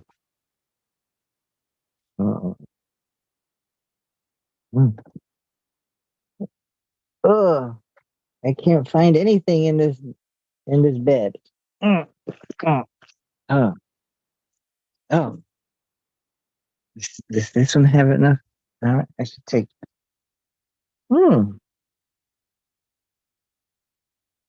Let's see. Mm, mm, mm, mm, mm, mm. Ah, my leg hurts. Mm. Okay, here's my keys. Oh, and I need a wallet. I should I should carry a wallet, which has my driver's license. Mm, but I can't find it. So you my bed. Got a lot of stuff on it. Mm, okay, this phone. I got one phone. One phone's got 68%, and this phone's got 19%. So I may need to take um take this pack. I hope this has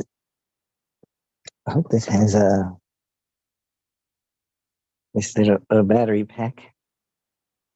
I hope it has some energy in it. Okay, here's that guy. I can take that. I might take this. Maybe not. Hmm, hmm, hmm. Better hurry. Oh, there's my wallet. I had thrown it in there. Hmm. But I'm still missing something. Oh, it was.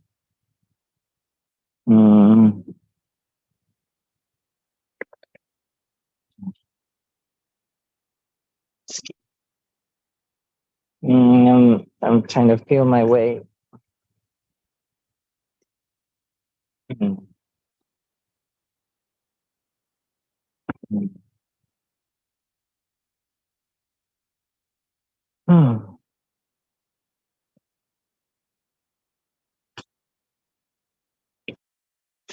mm, mm, mm, mm. I'm missing. I'm missing a very important item. Maybe it's in here. Maybe it's in the car. Mm, mm. Oh no. Let's see if I can use this. Use this. Mm-hmm. Oh no, it's in here. Mm, mm. Let's see if this has charge. I charged it before. Yeah, it's got 100%. That's good. Okay. Mm, mm, mm. Oh, look at that. Could take this.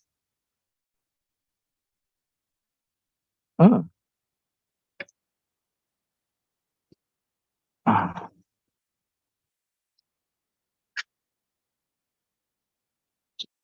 Oh, it's gonna take some time to find the little wallet. Maybe it's in my pants, my shorts. Oh, look. So have a pleasant Saturday afternoon. It's still morning, Saturday morning, but I'm supposed to give my landlady a ride. So I better get going. Bye.